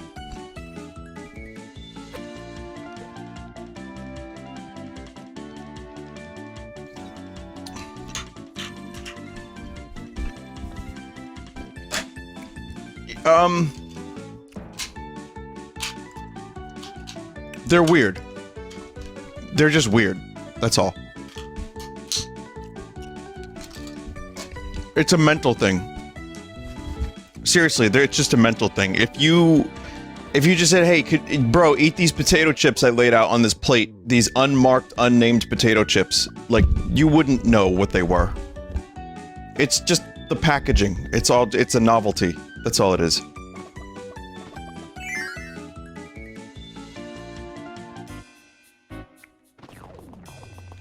The dumbest shit. It's so dumb. I will say, though, that the bag smells weird.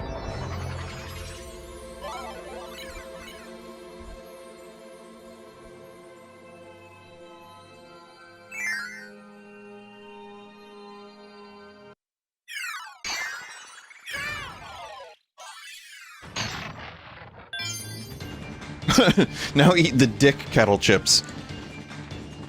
Oh boy, I'm gonna put on this Kirby video for my kids. I like watching Vinny, but I'm trying to find a series for my younger children that they can watch, because Vinny sometimes, you know, he can have some disgusting content on his streams.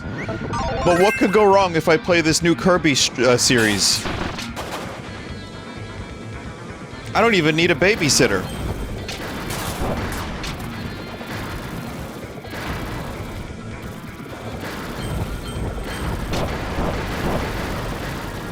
Speaking of what could go wrong, there's some shelf on Amazon that uses our What Could Go Wrong album as the example record that you would put on the shelf. It's a little strange. Yeah.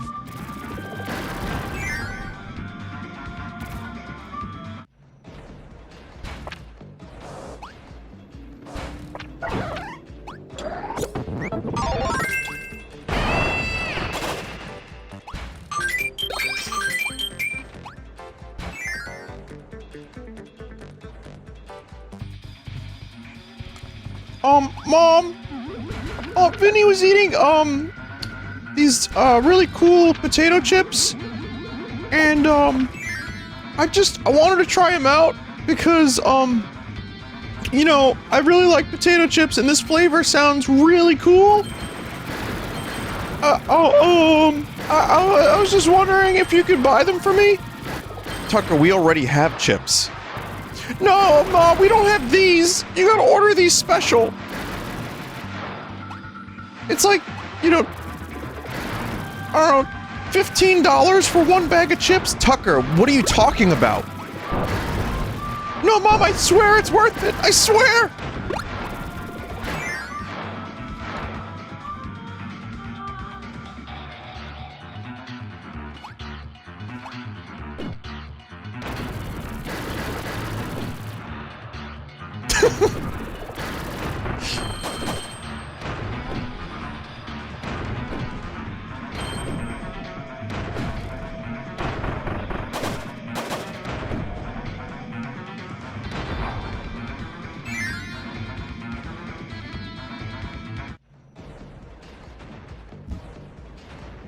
God.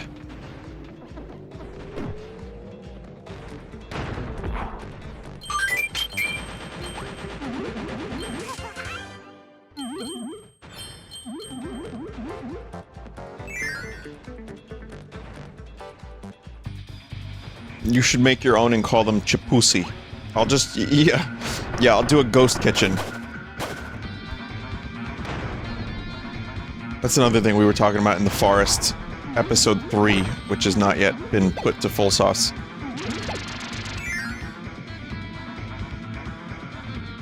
Is, ghost kitchens.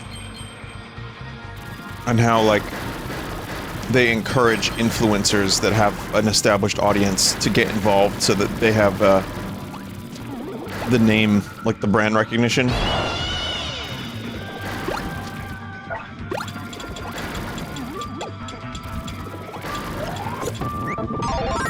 I wonder if you could do that, like you could just sign up for a ghost kitchen and just do like bizarre, like gross, weirdo things.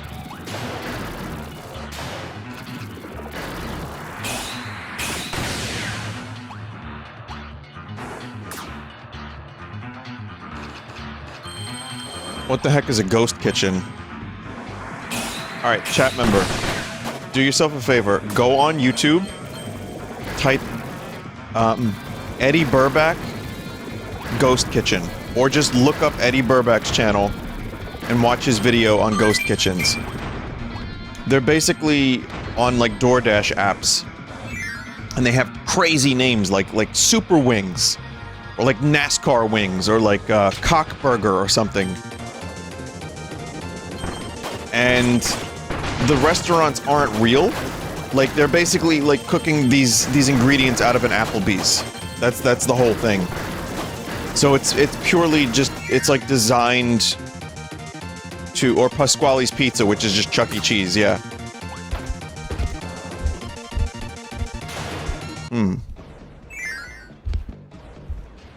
Mr. Beast Burger. Of which the quality is apparently very, very wildly different and sometimes really shitty. They also have, like, super weird buildings. They have, like, 30 virtual restaurants in one building. And while Mr. Beast in an interview was like, no, it's good for mom and pop kitchens to get, we give them more business, they just have to cook our you know, menu. But it's like Outback. Chuck E. Cheese is one of them. Like, it's usually not a mom and pop kitchen as opposed to some, like, you know, pre-established thing. I've had a ghost kitchen one time before I even knew what they were. And I thought it was very mediocre. It's like Applebee's type food. It's that kind of shit.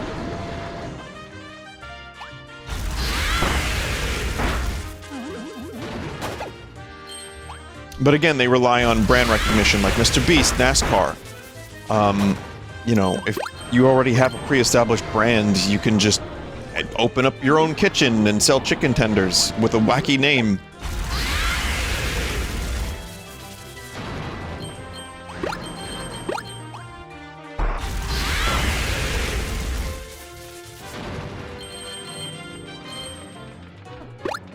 Vine Kitchen. I really don't want to open up a ghost kitchen.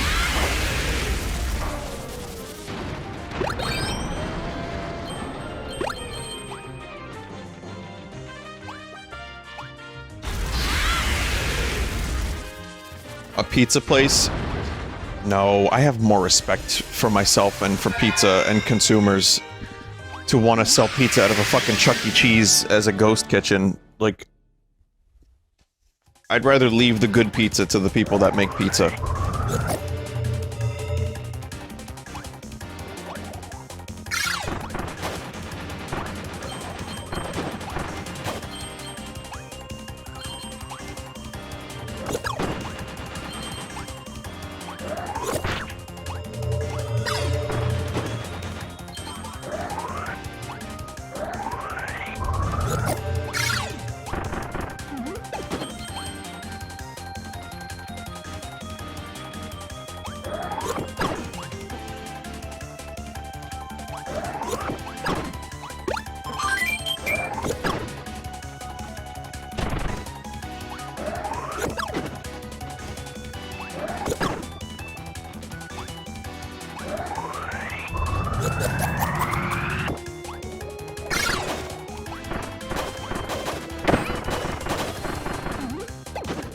shit.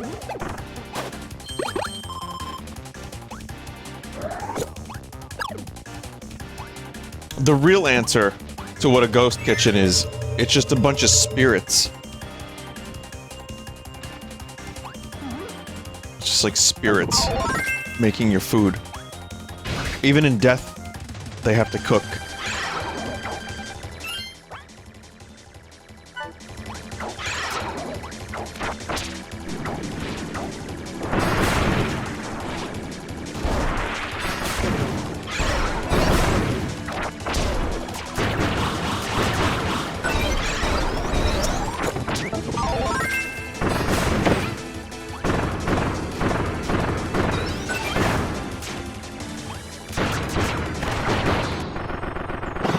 Gotcha.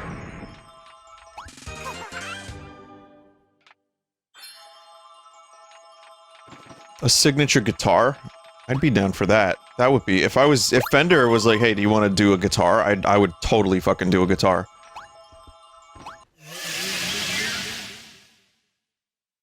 When are you getting your own Funko Pop? I was offered a U2's. I think I mentioned this. I turned it down. I don't want to do that shit.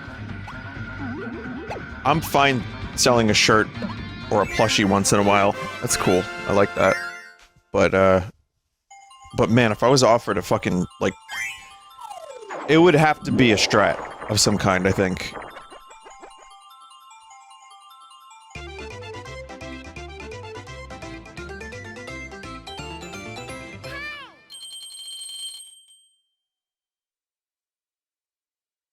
That'll be fun.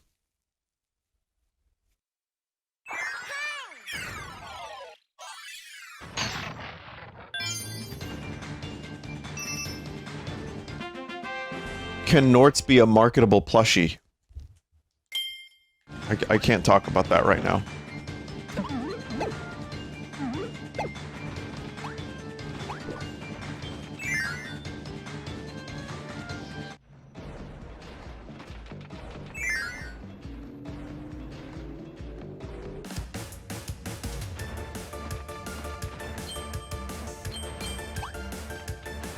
I'll do this one more level. I know it's not, like, the usual time I end, but I'm slightly tired. So I'll just do the one more.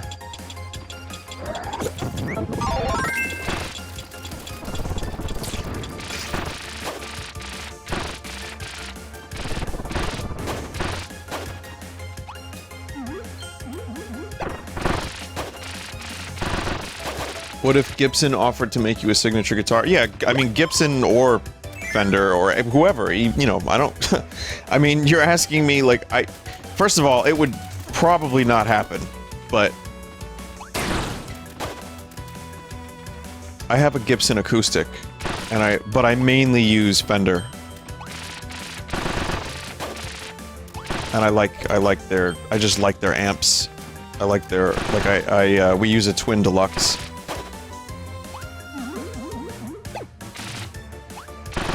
Fender Twin Deluxe. I like their, I like their guitars. I just like the way they sound, the way they play.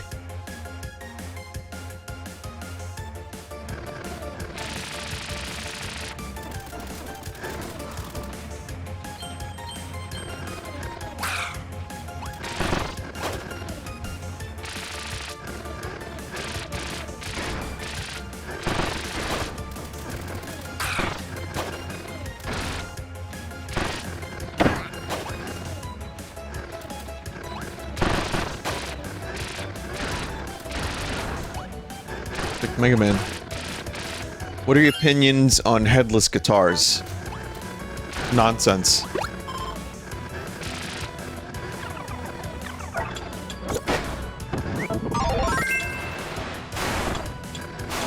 I've never played one. They just look weird.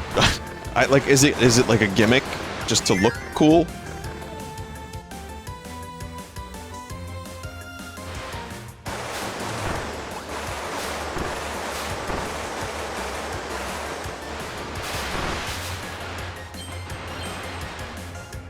Good for travel? Oh yeah, that makes sense. I have a little travel guitar. Oh! I have a little travel guitar. It's a Martin backpacker. Justin Hawkins uses one of those too. They're, they don't sound that amazing, but you can bring them places and oh, that's bullshit. This was the wrong room to die in.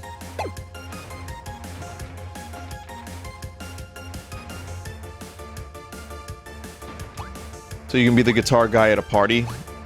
They're not really loud enough to be guitar guy at a party. I guess you could... I guess so. I've gone my whole life not being guitar guy at a party.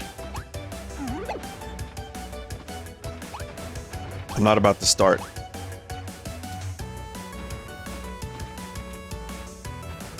The X button?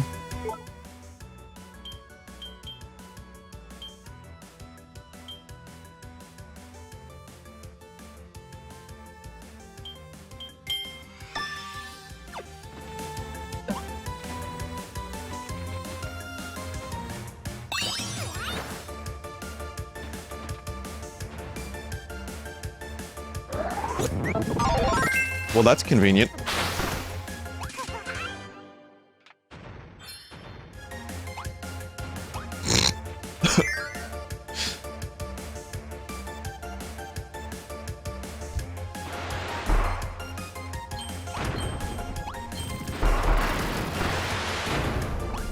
I got this, I'll tell you a fun little story, actually, just, musical equipment related. I think some of you will care more about this than others, but, years ago, I went with Mike to, like, a Guitar Center, because I needed a new amplifier. Because my old amp was a modeling amp, which was, like, electric and emulated different sounds, and it was crackling and getting worse and worse and worse. It was actually a Vox. It was a Vox Valvetronic. And it was just getting to the point where it was just, like, unplayable and barely working. I got a lot of use out of it, but... So, I ended up getting this, like, aqua blue, weird-looking Fender.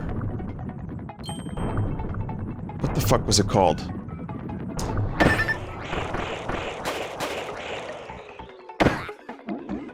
It's like the Annihilator or something, or the, it had a weird name.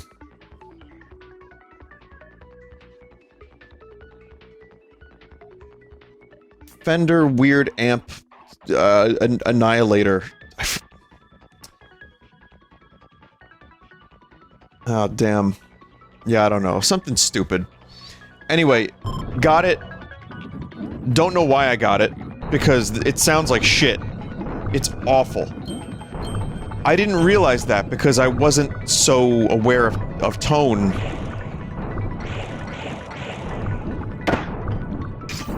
Oh. And I guess I just kind of let it sit in Mike's place for a long-ass time. And now Joe's amps are all crackly. So Mike brought it in today, and I had to play on it because the other amps are all crackly, they need to be fixed. I hate it. Vaporizer! It's the Vaporizer, it's a Fender Vaporizer. It looked cool. I bought it because it looked cool, and it was on sale. It's such a piece of shit. I hate the way it sounds. After like 3 songs, I just told everyone I wanted to throw it out of a moving train. It's disgusting. It does the job. Yeah, I mean... for a practice, maybe. Need rock to get that?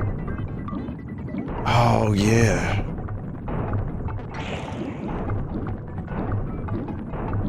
I had rock.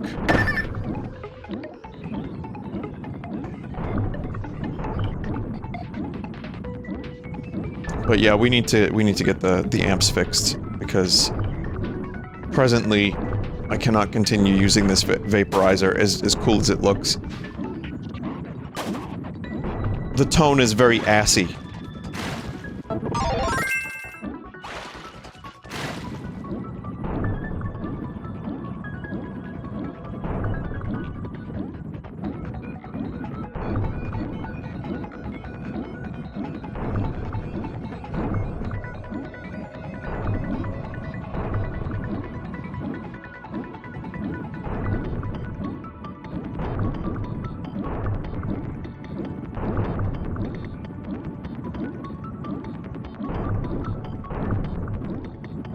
Vinny duck update. You missed the ducks at the park. No! It's better this way, chat.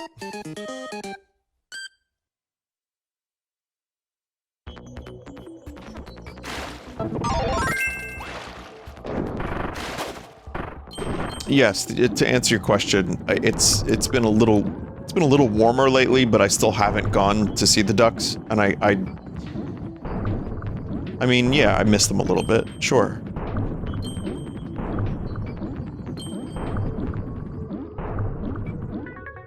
My favorite time of year is like just a couple weeks into like spring, or maybe like like a month into spring.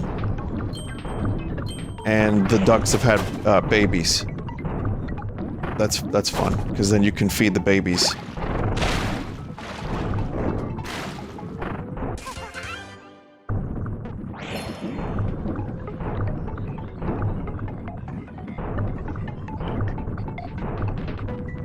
Ducklings, they call them. They're like younglings. Anakin kills them.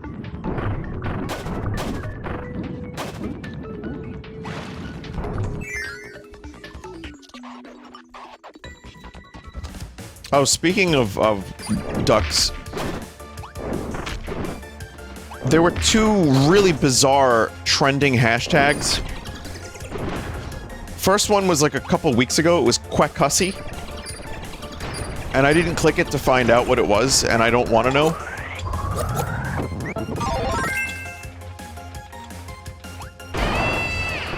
The other one was Spreen, S-P-R-E-E-N.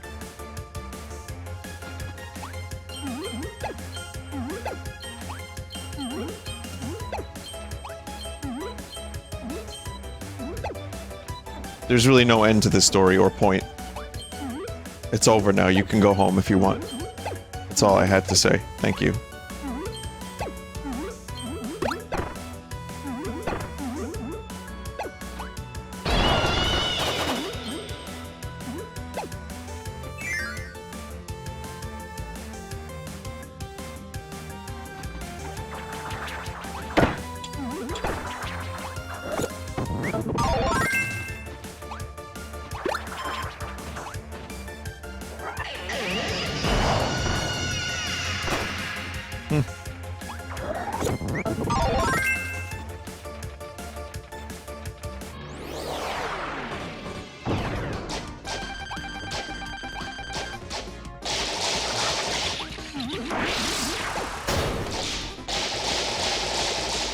I just want to know how this whip is doing damage to this metal UFO.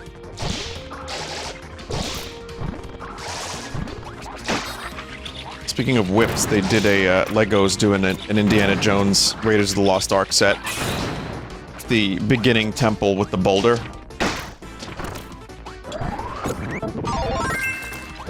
I mean, they also are doing Rivendell, which is like $400 and has like the entire Fellowship and Elrond, and I'm not getting either of them. I'm not. Crazy prices. Crazy fucking prices. And I didn't even finish building the question mark block. So I guess that thing's over now. It was fun while it lasted, chat.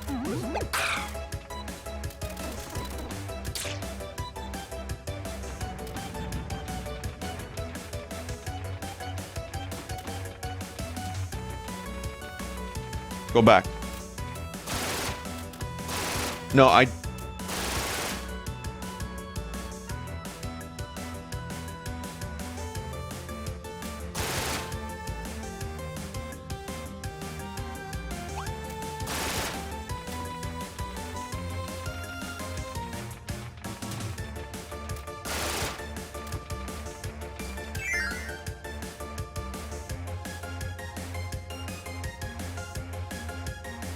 whatever.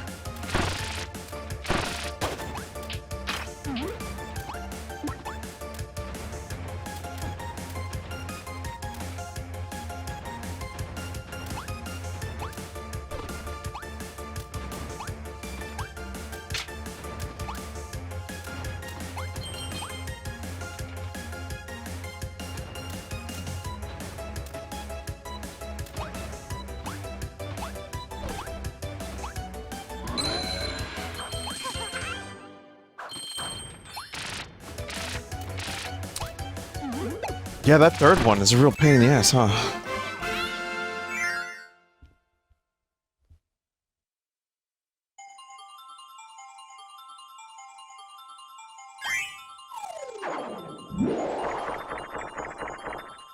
Not really, no. Oh, okay.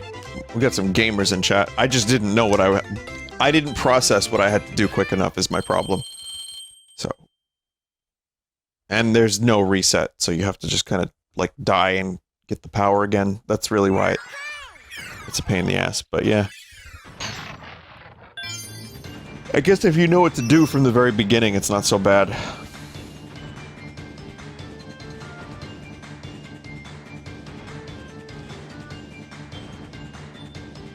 Okay. Chat, I think that'll be enough.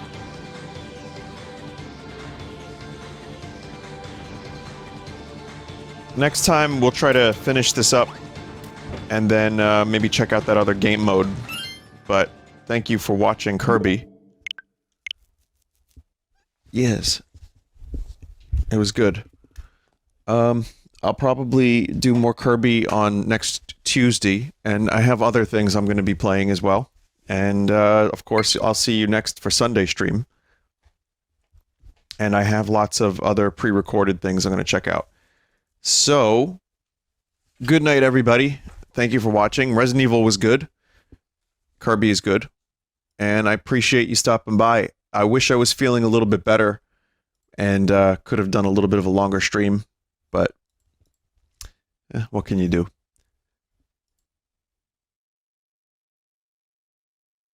Here's what you can do.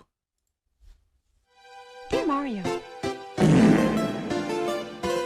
yours truly, Princess Toadstool. Peach. Also, chat, fuck those chips.